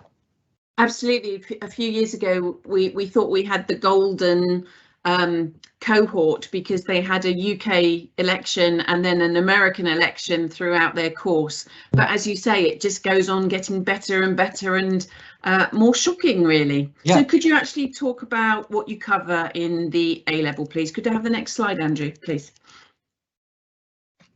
Yeah, the course is split into 3 papers, and they each cover a unit. The first 2 units are on the UK. So the first unit covers UK politics, so participation, direct democracy, examples of citizens' assemblies and those sorts of things. Also covers different electoral systems. So Labour just passed a motion at their conference about proportional representation, though Starmer's not seeing it as a priority. Covers media as well. The second unit, and these are all equally balanced, the second unit is about UK government, so it covers the executive, Prime Minister, Parliament, Supreme Court, EU, and those things. The third component is a comparative module, and it deals with the US, and again it covers the executive, the Supreme Court, the legislature, elections, and yes, parties as well. So a really broad course. The comparative module with the US is really particularly interesting because it's something that several students haven't studied before, and provides a really good comparison between the UK and the US side. So they're split into, the assessment is split into 3 exams, 1 for each, and it's very heavily essay based. Even the smallest questions are 12 markers, and they're still a 15-minute essay. So yeah, really good course, covers so much, and if you are interested in what's going on, there are so many examples you can use as we're going through. I keep having to update my schemes of work constantly because things are changing both here and in the US. Brilliant. So what sort of would a typical lesson look like?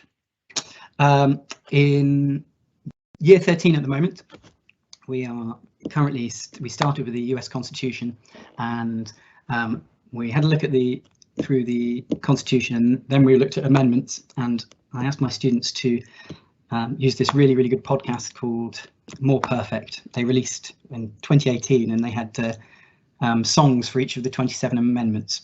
Dolly Parton, Devendra Van Harten interpreted them all, and they also had an episode on these amendments, clumped them together, and they just provide a really useful way of a really useful narrative for picking apart this codified constitution. The one we listened to on Monday was the story of the 19th Amendment being passed, which is women being allowed the right to vote in 1920.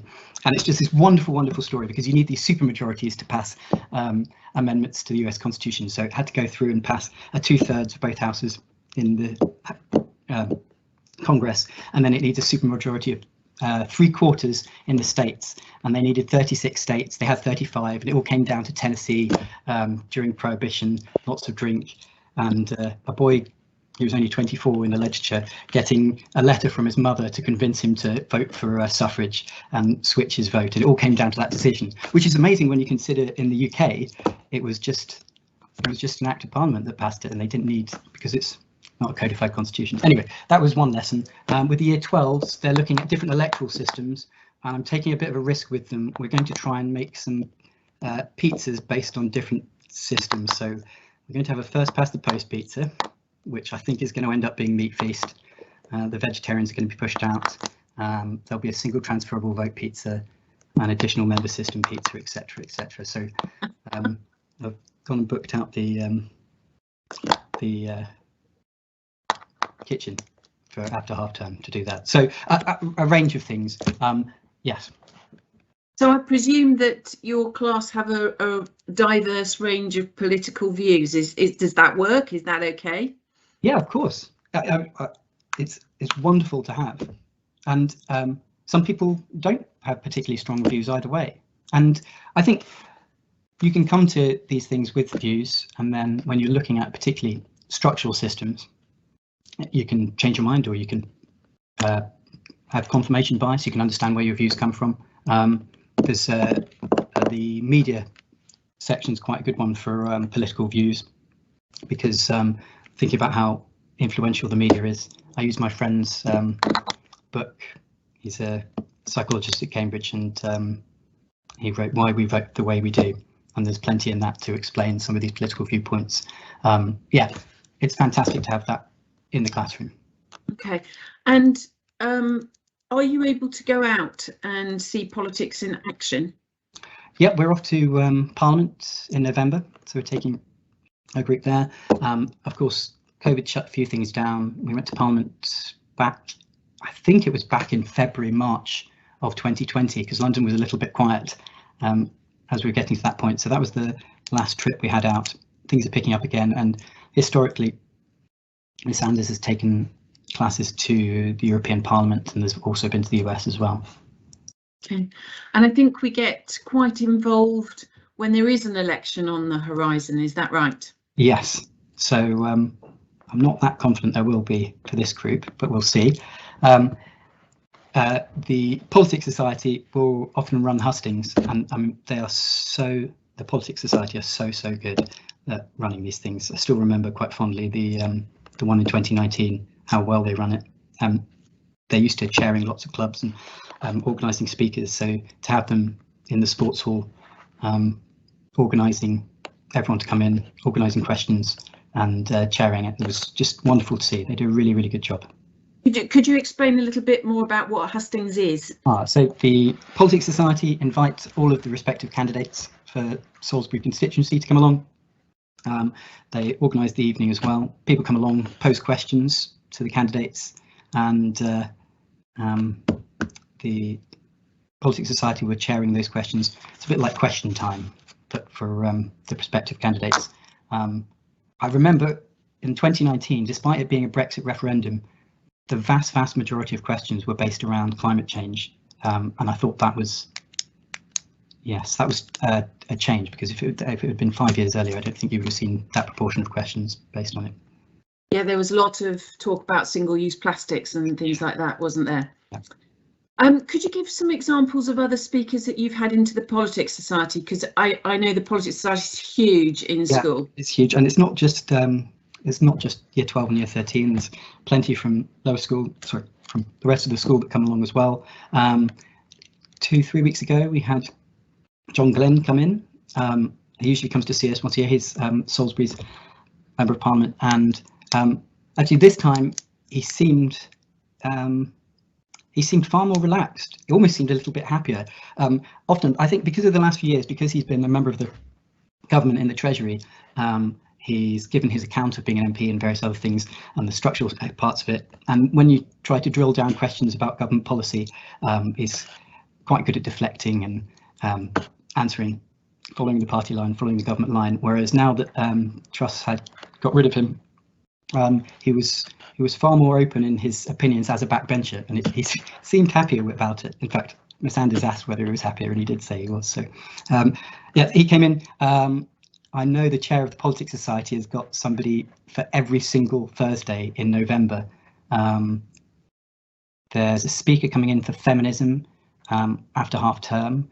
The week after that, it's someone from the Communist Party, and then it just keeps going on and on. We've had also over COVID, the Politics Society did really well in getting people to come and speak virtually. I know Sir Geoffrey Johnson spoke virtually.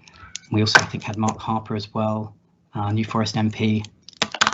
Yes. The best one from last year, was we had Elizabeth Warren's campaign manager, both when she ran for the Senate and for when she ran in 2020. And that was somebody that we knew. And so he came in from the US. I think he was teaching at Harvard at the time. And he was fantastic because he wasn't a politician, he was a campaign manager. So he was, again, was able to answer really honestly and give his honest opinion about how things were going for the Democrats in that time. Yeah, sorry. No, so are you saying that the students managed to secure these, actually really impressive speakers? Yeah, occasionally they'll have a little bit of help from us. A friend of mine, the friend I mentioned at Cambridge, is he runs a course on the psychology of politics, and I put his details towards them. But really, they do an amazing amount themselves. It's really impressive. I understand that the chair of the Politics Society is quite a sought after position. It is, yeah. But there's a wide group who support. So and even just coming along, posing your question, taking part, just coming along and listening is a really good experience. Brilliant, thank you. Could you talk a little bit about what your students go on to do after studying politics A-level? There's many will go on to take PPE. We've got lots who are studying economics at the same time or maths at the same time. Lots applied to Oxbridge. We had an economics editor come in for prize giving recently, who's an ex-student. Others into journalism. So there's plenty that will go on to, and lots will choose to continue studying politics, either politics, international relations, or PP at university. Brilliant, thank you. And do you think that there's a set of subjects that works well in combination with politics, or do you have, again, a very diverse combination that your students that take politics do? It's diverse. There's quite a few who will be taking humanities, and we're taking history and politics. There'll be those taking economics and politics, and there'll be those that are taking maths and further maths and sciences, but also politics as well. So there's quite a diverse range of students in our politics lessons. I think that the most important thing, you'll need a 6 history and or English to study there, but and it is a very essay driven subject, so you need to know that the exams and assessments are really based on essays, but by far the most important thing is engagement with current affairs and engagement with politics, because you need to be using up-to-date examples from the last year or so, and I mean there's plenty to choose from, so they're easily there. But if you're turning off the news at the moment, or turning off things, that's maybe an indication that politics isn't for you. If you're interested in the psychodrama that's going on with the Conservative Party at the moment, or even the structural things of our voting systems, then that's a really good indication. So if you're listening to podcasts already at the moment, if you're watching the news, if you're reading newspapers, and if you're actively interested in things, that is by far the best indicator of whether you want to and whether you'll do very well studying politics. Brilliant, thank you. You mentioned history and or English language as entry requirements, and obviously a general interest is good, but people don't need to have a vast knowledge of politics when they start. No, not at all. And I mean, I only say the active interest in following things is a good indication. Yeah. Once you start, there's so much going on that it really just captures you, and also it captures you because it's important. The decisions that people are making and the decisions that we make are really important. So and there's so much support, so many in addition to the Politics Society and other things and speakers coming in, there's plenty of podcasts to listen to, there's plenty of articles to read, so there's lots there to support learning. Okay. Particularly for the US, a lot of students, even after they've done a whole year in year 12 studying the UK and they feel comfortable in that, they start the US and then start thinking, oh dear. But actually, again, there's plenty of support, and it's really interesting at the moment. The midterms are coming up and there's lots to grab attention.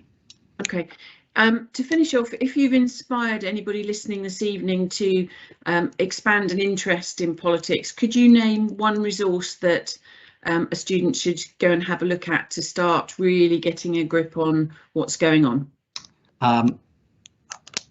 I listen to tons and tons of podcasts. I mean, I've just listened to one whilst doing the washing up. Sopal and Mateless are just discussing PMQs today and how Liz Truss is doing. So start maybe with the BBC podcast. Newscast is very good, and also Americast for the American module is very good as well. But beyond that, the news agents, the Rest is Politics is very good as well.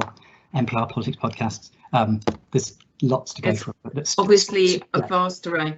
I'd start with BBC Newscast is a very good one to start with. That's fantastic. Thank you very much indeed. That was really interesting. Thanks. Okay, so now we're going to go on to another subject that has real life application. So we're going to speak to Mrs. Jones, in brackets, who has been to Iceland, and she's going to tell us all about geography A-level.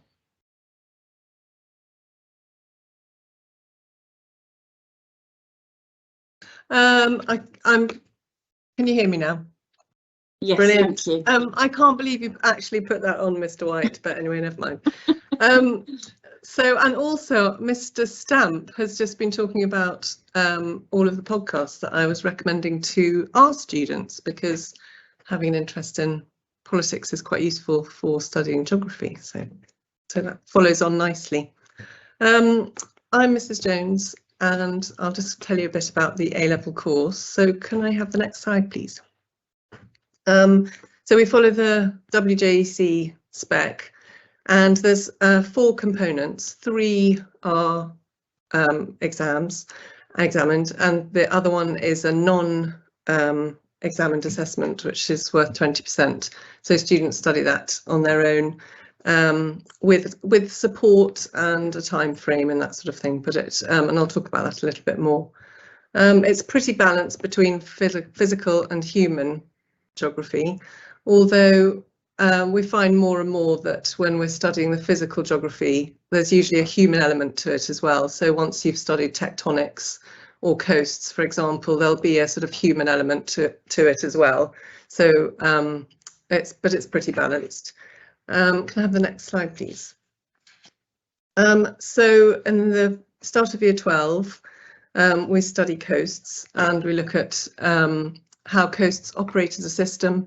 We look at the differences between high energy and low energy coastal environments, and the formation of different coastal landforms. And then we introduce the human element and talk about human activity on the coastline. And later on this year, so in the spring, we'll be visiting Devon as part of our fieldwork and to prepare for the NEA. So can I have the next slide, please? And then we're currently studying changing places as the other half of the course at the moment. And it focuses on places and their dynamic characteristics. So students gain an understanding of their home place. So we study Salisbury as our home place, as well as at a wider scale and context. So we look at how and why places change over time, and the sort of development of layered history. And we look at the distinct characteristics of those places.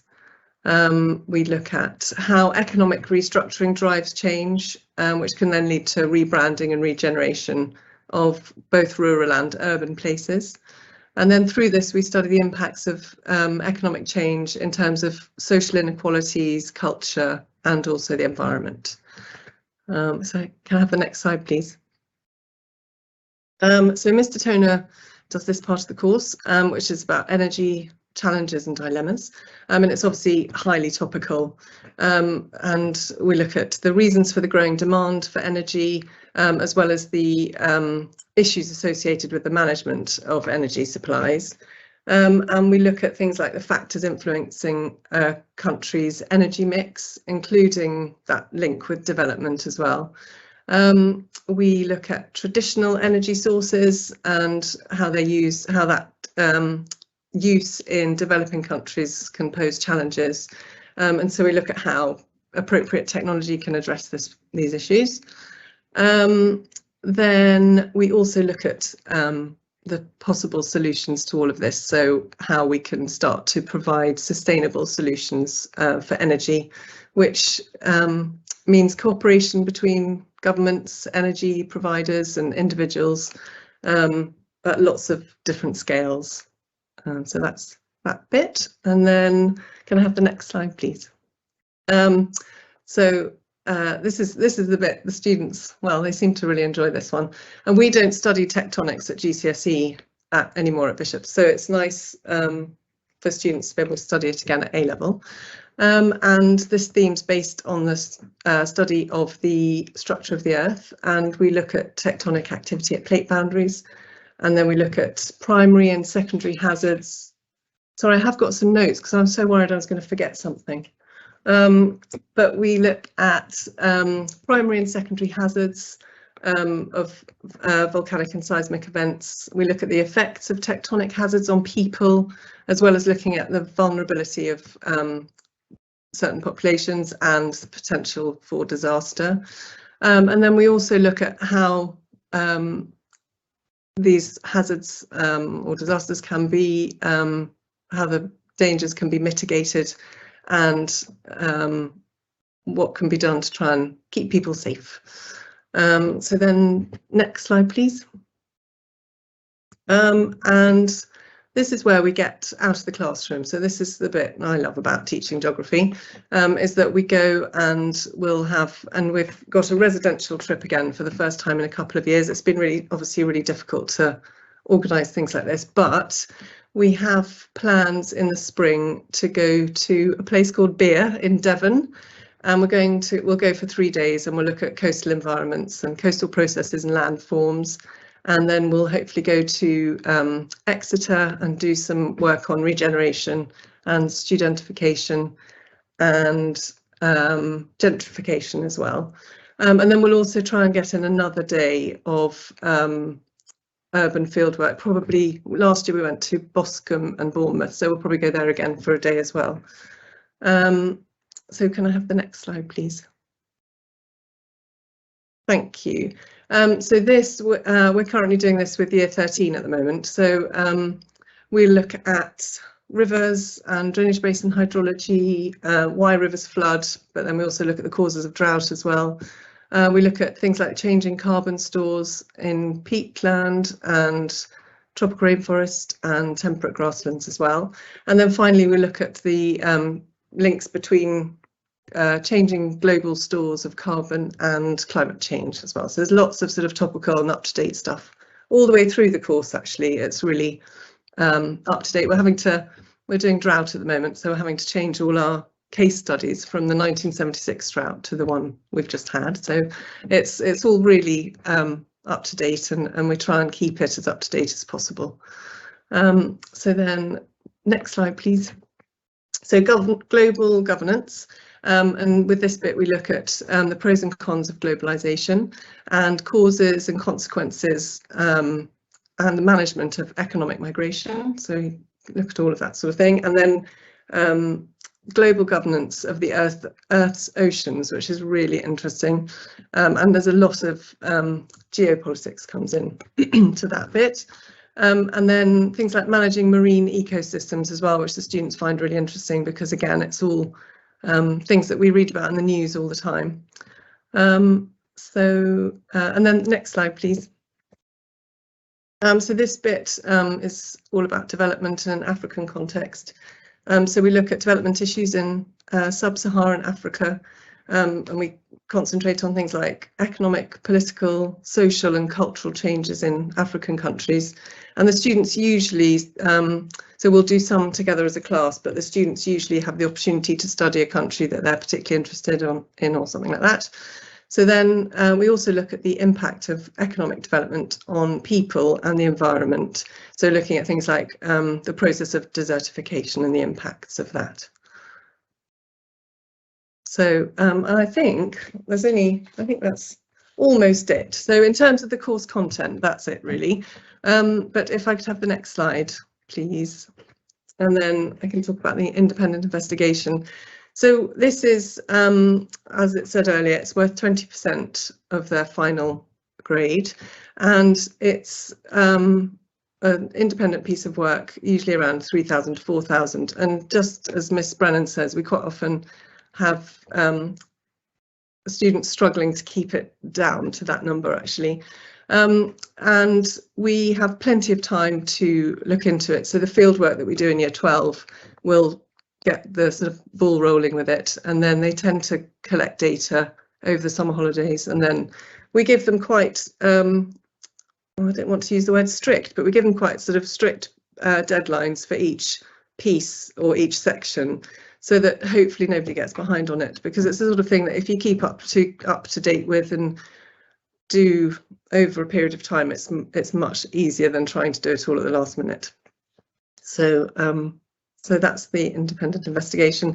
That appeals to lots of students who like the idea of having a little bit under their belt before they sit the exams as well. So they've done 20%. And then I think that's about it really. There's loads of information on the following slide about the things like the course study guides which we use. And if anyone has any more questions, then I'm really happy for them to get in touch well, any of us in the department.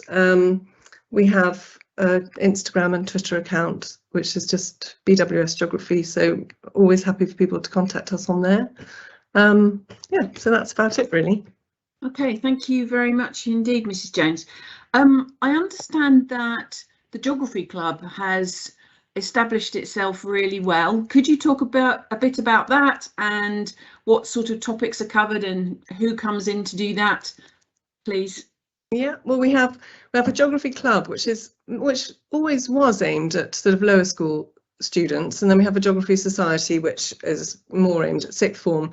But actually, they really mix between the two. I've got some amazing sixth form helpers who come and help me with Geography Club, which is great because I think we had about 50 students on Tuesday who come to the club, and we do everything from we've done volcano experiments outside, but more often than not it's flag games and volcano top trumps and things like that with the lower school students. And the sixth form are so amazing at helping. They're just brilliant. So we have a geography prefect, and we have some sort of senior members of the Geography Society who come and help every week, and they're brilliant. They bring along their friends, and it's such a lovely thing to do. And we had to spread into 2 rooms on Tuesday because it's just lovely.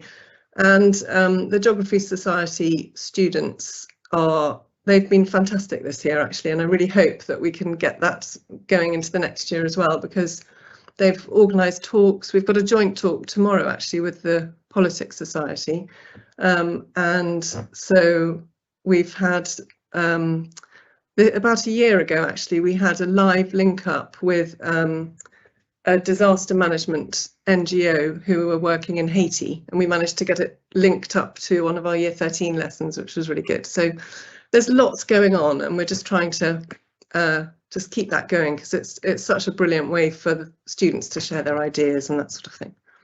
Absolutely, and I think we had a pretty special event happened in the summer with 2 of our students and the Geography Olympiad. Could you talk a bit about that, please? Yes, we had there was a global competition run by the it was the IGO International Olympiad. It's a huge competition, and 2 of our students were successful in applying to join the UK team. So they were in a team of, I think they were in a team of 3 or maybe 4 students from the UK, and they travelled right at the last week of the summer term. They travelled to Helsinki and joined teams from all over the world and had the most amazing experience. It was so incredible hearing all about it when they got home, and we haven't celebrated it enough actually. I definitely need to celebrate that in an assembly or something, because they just had the most amazing experience, and I know that they've been able to then talk to the current year 12s, and hopefully we'll get another team going in the future, which would be really good. Absolutely, and those 2 students have actually gone on to study geography at university. Yeah. Could you talk a little bit, because I know that employers really value geography because you've got this scientific and also humanities set of skills. Could you talk a little bit about that and how valuable a degree is? Yeah, sure. It's a I think I don't know, I want to say geography is unique. I'm going to say geography is unique in that respect, because it does definitely bridge between, as you say, the humanities and the sciences. We do quite a lot of maths, we do lots of analytical skills, we do essay writing. There's so many skills that we do use in geography that can be applied to lots and lots of other different subjects and careers in the future as well. So I know that geography seems to go well with almost every other A-level subject, but also for future careers there's lots of jobs that are directly linked with geography. So things like oceanography, cartography, anything to do with environmental management, that sort of thing.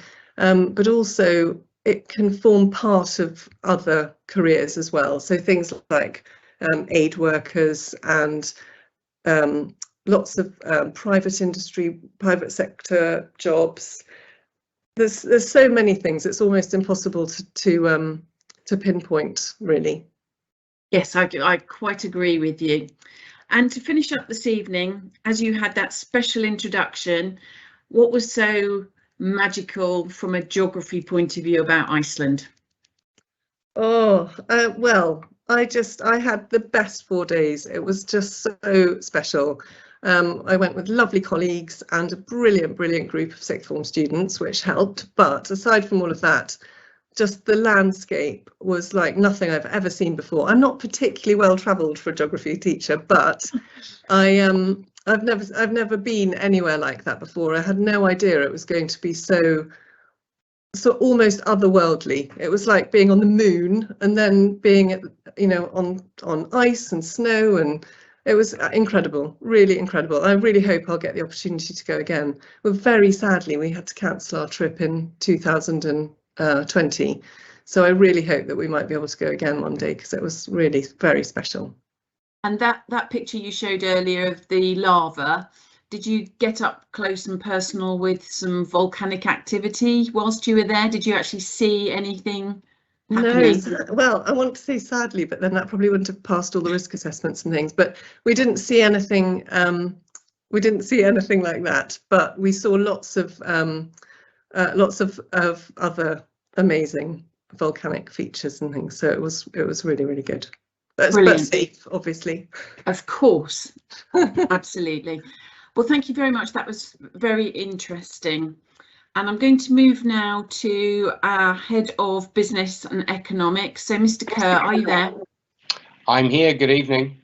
Good evening. Hello. Could I hand over to you to talk about business studies and economics, please? Sure. If I may start with the department itself. It's myself and Miss Greenwood. And so I am still examining for Edexcel business, and I occasionally do some examining for CIE economics. Miss Greenwood is an early careers teacher, but has worked with us for over 18 months. Just wanted to start off, if I may, as because these are economics is not available at GCSE, and so it's a brand new subject. Just really this side talks about why study economics and business. Well, this is from the University of London. So those graduates in economics and business are in high demand. And if I could ask to go to the next slide, this is from the World Economic Forum from a few years ago. These are some of the topics that are covered within both A levels, and I put arrows there to show that in terms of actually getting a job at the end of it, accounting, finance, business and administration, economics and marketing. So a significant proportion of degree subjects that are in demand post-university are actually covered within the A level. And the next slide down, if I may, lots and lots of questions about this from the pupils in year 11 and year 12 and 13 as well. But actually, economics has increased significantly over the last 15 to 20 years. And in fact, economists who are graduates are now earning the same, if not more, than engineers. So it's an in-demand, or both subjects are in demand for jobs. Virtually all universities offer some form of business and economics as a result of that. In terms of degree destinations, irrespective of the A-level choices at the school, these stats are from 2020, and close to 75%, just over 2/3 of people left in 2020, and in so doing left to study subjects in some way related to economics, politics, philosophy, business, management. And so, yeah, I mean, it's a great foundational subject, both economics and business, if you are going into any of these related fields at university. In terms of our classes, we're growing. We brought back business, and the first exam in class was this summer for A-level business. And we're bursting at the seams this year in year 12, where actually we have 40 in year 12 for economics. So healthy and growing is what I would take away from this slide here. Now, if I could go to the next slide, probably the most popularly asked question that I get, having done this for a number of years now, is what's the difference? Well, the way I describe this is that if you've done a GCSE science and you really like chemistry, then you're more likely to see economics as a better fit. If you preferred biology, it's more likely that you're going to find business as a better fit. So chemistry, more theoretical. You can't necessarily see all of the ions and all of the things that they study in chemistry, and economics is very much like that. Lots of models based on maths that are applied to real world situations. Whereas business is more practical in the sense that we break down a business into its component parts. We look at each area of a business and then look at how the external environment has an impact on a business. And then in year 13, we look at globalization, global business, global marketing, and the impacts that's having both on the economy and businesses. And also look at lots of decision-making techniques that are used by businesses on a day-to-day basis. So I'm hoping that that's going to address that question. And if I could ask to move on to the next slide. This information is on the website, and basically, in brief, because of the time constraints that we have here, economics is split into two broad areas across 4 themes. And so we've got micro and macroeconomics. We go back to micro in theme 3, looking at business economics. And then we look at things that are slightly related to geography here with international development and what goes on there. And on the next slide, business, excuse me. Again, it's Edexcel, and we have 4 themes in a similar fashion. And in year 12, what we tend to do is break down the business and begin to look at the external environment. So accounts, finance, marketing, operations, and HR in year 12, and then into global business and decision-making techniques and theories in year 13. I think it's fair to say that both subjects do combine well with other A-level choices. And I think this is an important statement to make at this stage, if the goal is to go on to study pure economics at university, it's absolutely crucial that you study A-level maths as well. So I would say 40–50% of those in year 12 and 13 who take economics are also doing maths. But, you know, across both of the subjects, you know, in terms of it being a humanity, both are somewhat unique in that there are was a lot of reliance on quantitative skills. So there are essays as well, so there are essay writing skills, but on top of that, both interpretation and calculation of data and numbers is crucial. If I can just, I'm just looking at the time check here, just 1 or 2 slides to show you the sorts of issues that we discuss in both subjects. Are giant digital companies abusing their monopoly power? Big discussion points at the moment with Google currently in court in the EU and about to be handed down some legal issues in the United States.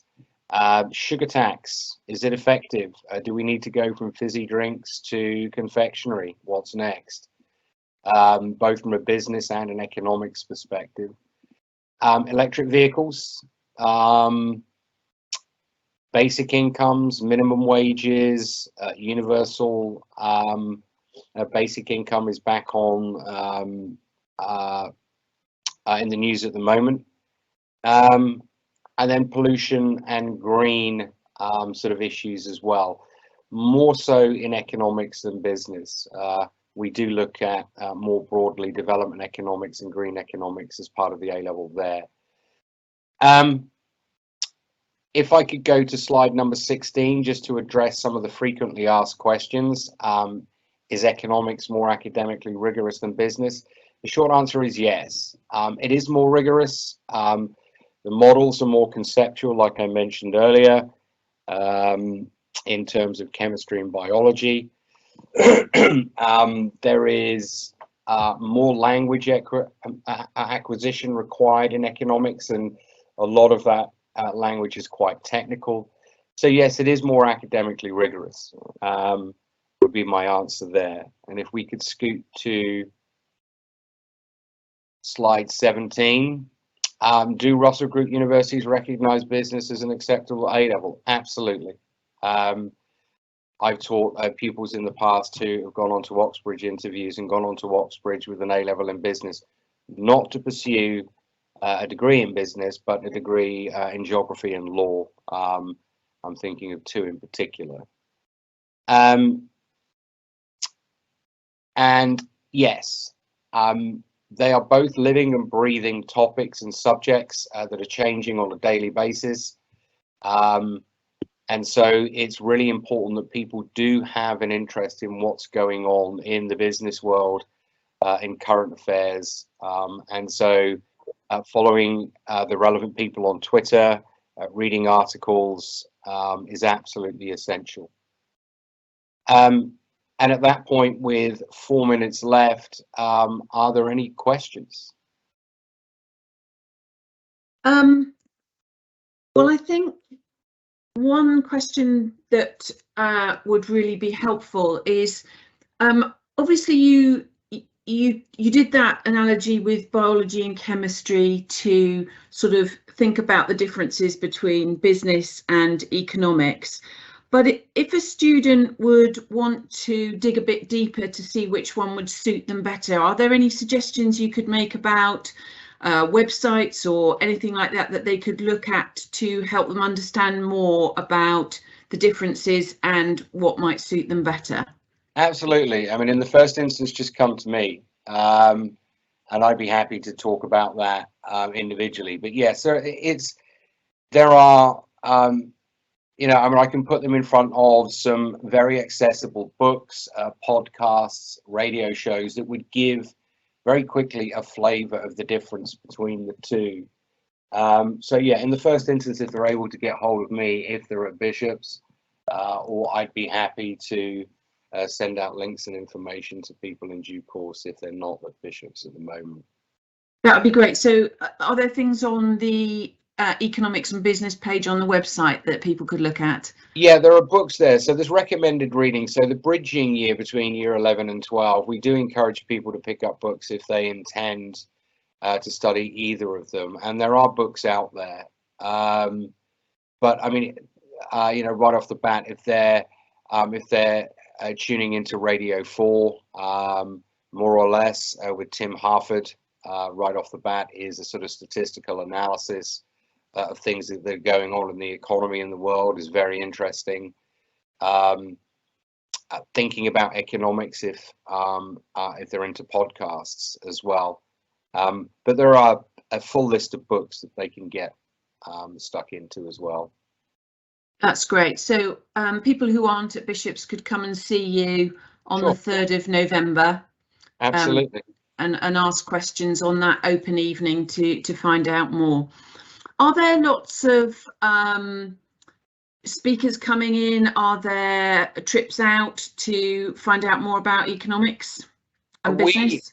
I mean, because of COVID, we tended to do things online, and 2 weeks ago we had quite a high level conference that was virtual. So we decamped to the chapel for a day in both year 12 and year 13, listened to professors from Cambridge, Oxford, UCL, LSE, and Evan Davis from the BBC. It was really well put together, very short, sharp, 20-minute topic points, and then an opportunity to discuss. We are looking into, but it's a very, very busy schedule in terms of what the school offers in terms of international trips, but I would like to take the economists and business pupils onto the continent, maybe Germany, to go and see that in the next 1 to 2 years. We do have trips. We have the Bank of England. We've done virtually for the last couple of years. They come and talk to us about their role in the economy. But lower down the school, we're off to Cadbury's after half term as well. Okay, we've had a question come in. It says, what proportion of the exams are essay based? So how many papers do you have for business or economics, and are they long answers that are required, or are they shorter, more quantitative information? That's a good question. Very good question. In fact, this needs to go on my PowerPoint. I'm glad someone asked that. So there are 3 papers, 2 hours each. The third paper is the most difficult, with more emphasis on the longer answer essay questions. Each paper across both subjects requires 2 long form essays. And then there's a mixture of very small questions that are a mixture of sort of objective questions like multiple choice, if you will. And then there are, in both subjects, more so in business, they've adopted the Harvard Business case study model. But there are cases both in economics and business, and there's an expectation that there are shorter form essay questions that are based on the information and extracts given in the exam papers. So the answer is that you're going to need to develop skills that are both quantitative, short answer, and long answer. You end up, developing a lot of key, valuable skills for life post bishops through both A levels. Okay, thank you. And could you just say to finish up what the requirements are for each subject, please? So for economics, we're looking for 7s in maths and English, and for business, it's 6 in maths and English. Brilliant. Well, thank you very much. That was really useful, and I think it's great to encourage people who are interested to look more at current economic affairs and your reading list to see which one would suit them better. Thank you very much, Mr. Kerr. Very patiently waiting is Dr. Wood. Mrs. Kaur spoke to us earlier. I dropped her right in it when the technology didn't work earlier on, so thank you for that. Who's going to talk to us? Is it Dr. Wood now? It's me now, yes. Yes, hello. Oh, thank you, all of you who are still out there. This evening we've saved the best subject till last, of course, so thank you for still being there. I'm going to talk a bit about the theology paper. I know Mrs. Kaur has covered the ethics and the philosophy so far. So my paper is a really, really interesting one. It's sort of a bit of a bridge topic between the ethics and the philosophy, but it's going to require breadth and challenge, I think. We are going to want you to take apart all of the assumptions you've got about religion and take them right the way back to basic levels. So with our year 12s at the moment, we've just finished taking apart what it means to call God Father, how that fits in with a patriarchal society. Would it be okay to call God Mother instead? A very controversial scholar who would describe God as being mother, lover and friend. That's caused some really good debates with the year 12s at the moment. We're going to take apart what it means to say that God is perfect. Does that mean that God can't change? So what does that mean about free will, and what does it mean about prayer? So you are going to need to have a rigorous analytical approach, but the skills that will build for you will be absolutely priceless in terms of argument, in terms of logic as you go. So alongside that sort of component, we move on, particularly in year 13, to some really, really relevant topics, again, for people to get their heads into. If you like debate, this is a super subject for you. Please don't start the course hoping you'll think the same at the end. We will play with your ideas and deepen them and strengthen them and broaden them as we go. So we will have a look at how you have many faiths, all of whom claim to have ultimate truth claims. within one world. How do they live alongside each other? What are the different ways of doing that? And introduce you to scholars who talk about that. We have a good look at science and religion and explore whether there really is a clash, and what different scholars say there. Plenty of debate there. We've often had students who have done philosophy, ethics and theology alongside a science, and then that's really, really interesting to see where they're coming from as you go there. We will take another look at feminist theology in year 13 and try and work out whether religion is just fatally patriarchal and should just go. So you can see it's a really deep and interesting area. What we can offer you at Bishop's, which perhaps you won't get elsewhere, is a postgraduate research level library within 90 seconds of our gate. I don't think there's any other school that can offer you that. That's at Sarum College in Salisbury. And many of our students will sign up, they'll use the library for their studies, they can borrow, they can go and explore. And so our top level students, those who are heading off to really, really impressive university courses, will go straight from their lessons, straight into the library, take the scholar they've been looking at in a textbook, see who else is sitting alongside the shelves with them. And that is a remarkable resource. I wish I'd had that at 16, 17, 18 years of age. So that's it in a whistle-stop tour. I've said it's a bridge paper between the ethics and the philosophy course, but I think it's also a bridge paper with all sorts of other subjects, certainly with history, with English, because we have to look at an awful lot of texts, with the history, because we're looking to see how religion has developed through time, with classics, because you're often looking at the same sort of period when Christianity is beginning to develop as when the Greek and the Roman thoughts are at their best.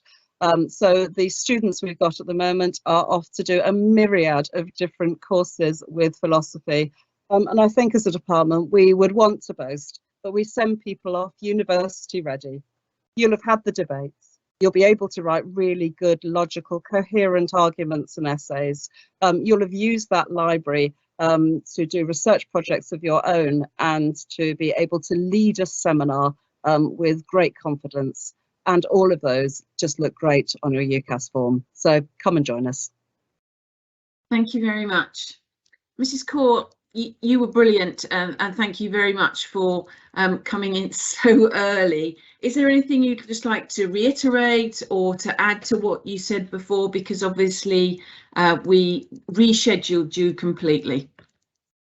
Just a couple of things I picked up. We always suggest to our students over the summer to do some initial reading to prepare themselves for the various components, and all three teachers will ensure that students have that kind of basic understanding before they join the course. We also encourage them to watch certain films, and in films, as you know, vast range of films from Lord of the Rings to The Matrix to Divergent, and especially current films that are actually really big in the cinema, and look for certain kind of themes and things like that. So, and podcasts is another thing that we're slowly getting to grips with, and trying to find popular podcasts, because so many students say when they're traveling from A to B, it's so easy for them to just pop on a podcast and listen to it, and we're beginning to sort of tap into the way in which young people learn, and basically teach in the fashion that they find more conducive to their learning. So we're making use of such an array, and as Dr. Wood said, Sarum College, traditional, and it's actually quite amazing how many students. I literally in my last lesson at the end of today was talking to two boys, and that neither had ever told me, in year 12 this is, by the way, neither of them had told me that they actually had been going to Sarum College on a regular basis. So I think that's really good, that the traditional is meeting some of the more modern ways that students engage with subjects. Absolutely.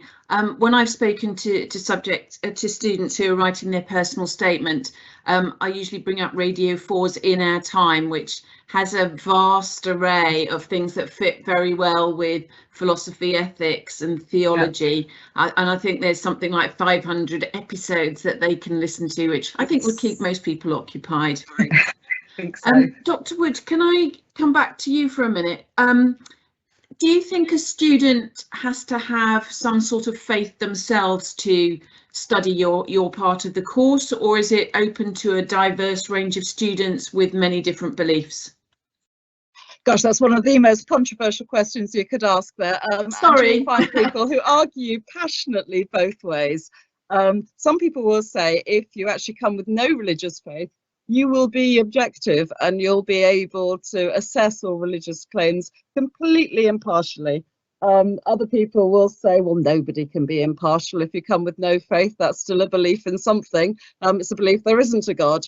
So nobody can be impartial. No, we want a group of people who will take these things apart and analyze with forensic rigor. So no, absolutely not. Just come as who you are, ready to think. Ready to be challenged, and you will be welcome. Brilliant, thank you. And I apologise if that was a bit too fierce a question to ask you this evening. When I hear the students who study your really popular course, because lots of our students want to do it, the lessons seem to take this vast discussion format. There do seem to be a huge range of perspectives and views. Is that a typical sort of lesson, that it's debate and discussion? Yeah, absolutely. I mean, we try to mix it up because we want students to leave with the range of skills that will make them university ready. So yeah, sometimes we'll be taking apart a scholar's view, and of course you've got to understand that before you can start to discuss. We had a fierce debate as to whether it's legitimate to call God Mother with the Year 12s last week. Great fun. But yes, I mean, discussion, being able to articulate things orally and being able to talk what you're trying to argue is a massive help in being able to write it down in a logical and coherent way. So absolutely, discussion is key, whether that be in a small group, whether that be in a whole group, that will vary. And obviously we want to keep it changing up. Absolutely. Could you just finally talk a little bit about how the exams work with the 3 aspects of the course, please? Yeah, the exams, basically, because there are 3 components to this course with 3 separate teachers as well. Each component is examined separately, so they basically do a 2-hour paper for each part, and is a section A and a section B, and they have a choice in both sections.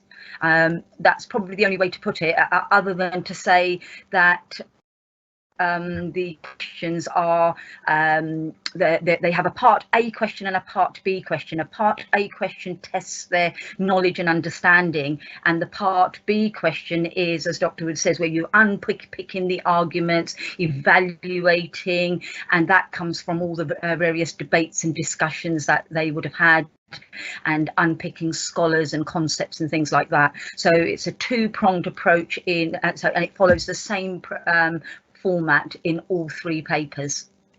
Okay, that's really useful. Thank you very much. Is there anything else that you feel a student would need to know at the moment? Obviously, I think you tend to go out if you can. I know there's a visit to a mosque and other faiths are really important, and that balance. How does that work? What do you try and achieve on a practical side for the course? On a practical side, as we said, we've obviously got the college, which the students use a lot, and we try and every year try and arrange a philosophy trip with the year 12s and the 13s together, so they can actually interact and talk about the course. And in addition to that, where they go for these conferences, with speakers like Peter Vardy, who's quite big in the field, for example, for ethics and for philosophy of religion, we try to we try to encourage them to mix with other very similar schools that are visiting and doing exactly the same, either exactly the same A level or a different board, but it's still a philosophy and ethics A level. So there's opportunities for them to interact. And I don't know if Dr. Wood wants to say anything about theology side of it. Thank you. Yes, we're trying to work. We've got connections with the University of Exeter, so we're trying to build a Christianity bespoke course really with bishops, and hopefully we're working with Sarum College as well. So as COVID is lifting, our horizons are broad, and yes, we would really like to be able to do that. Our current year 13 still believe we should take them to the Vatican. I think Yeah. I think that's because they want an Easter in Rome, which could be very nice. So who knows, that might yet happen. I think they make a good point. And I think there's also a philosophy club, isn't there? Yes, there is. The Philosophy Club is solely run by our RS prefects, and it's open to all years. At the moment, it's just in one classroom, which is fine, and it's slowly expanding its reach. But if we go by last year's example, we actually had to split some of the lower school years into a separate classroom, and the sixth formers, usually with year 11s as well, into another classroom, so that they could have debates and discussions kind of more in line with their understanding and their knowledge. And fortunately, I've been very lucky to through Mrs. Lambard to have 3 religious studies prefects, so that we can actually do that, and they're totally in charge of it. They design the questions, they design the debates, they do interactive activities as well, so that comes along really well. And one of the things our year 13s love about doing working with the Philosophy Club is the opportunity to put into plain English, if you like, what they're learning in our 3 components, and using the club as a springboard to evoke discussion. And in the sixth form group, they particularly like it because the students that come to the sixth form philosophy club, you find they are doing the other related subjects or completely non-related subjects in any way, shape or form with philosophy. So it's another opportunity to debate. I don't know if Dr. Wood wants to say anything about that.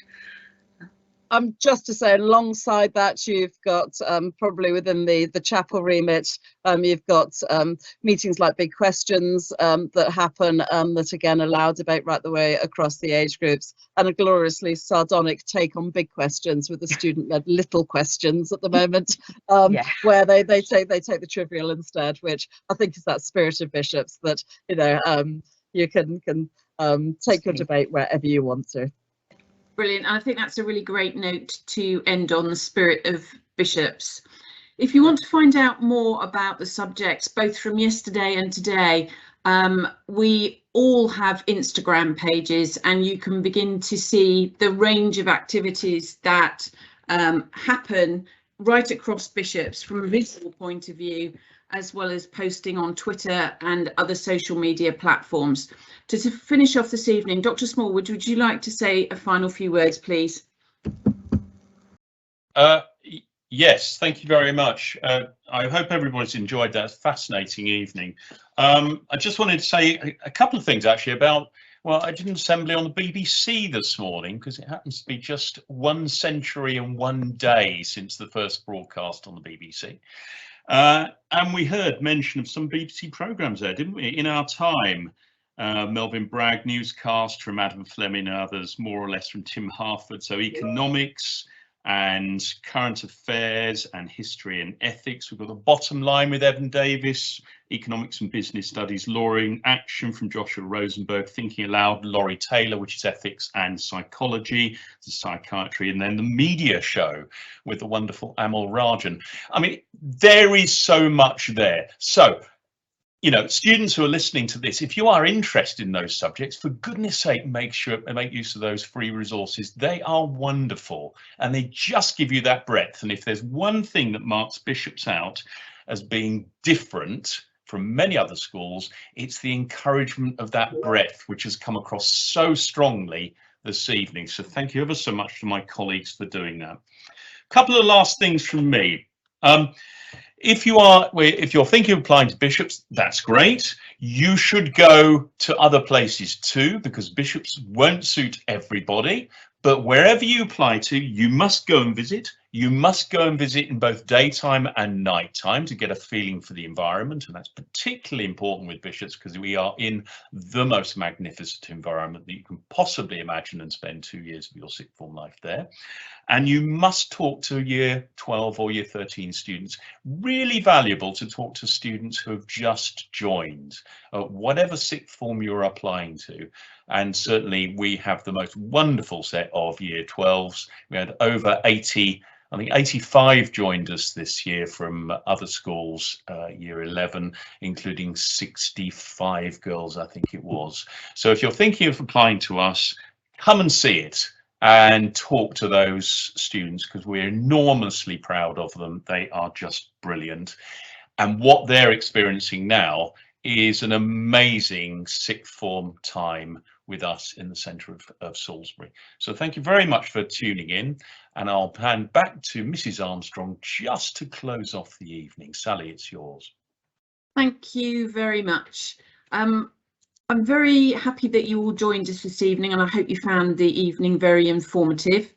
To actually close down the evening, I'm going to hand over to Miss Lambard, who's just going to remind you of a few dates and say good night. Lovely, thank you. Okay, so you've all been very patient if you've been here through most of it with us. And I just want to say, come and see us. Reiterate what Dr. Smallwood said. So that's on the 3rd of November for our big open evening, which starts at 5, and the 4th of December in the afternoon if you want to see the school in daylight. If you've got any questions, please feel free to get in touch. Our email address is on the website, and there's a lot more information on the website. We look forward to seeing you soon. Thank you.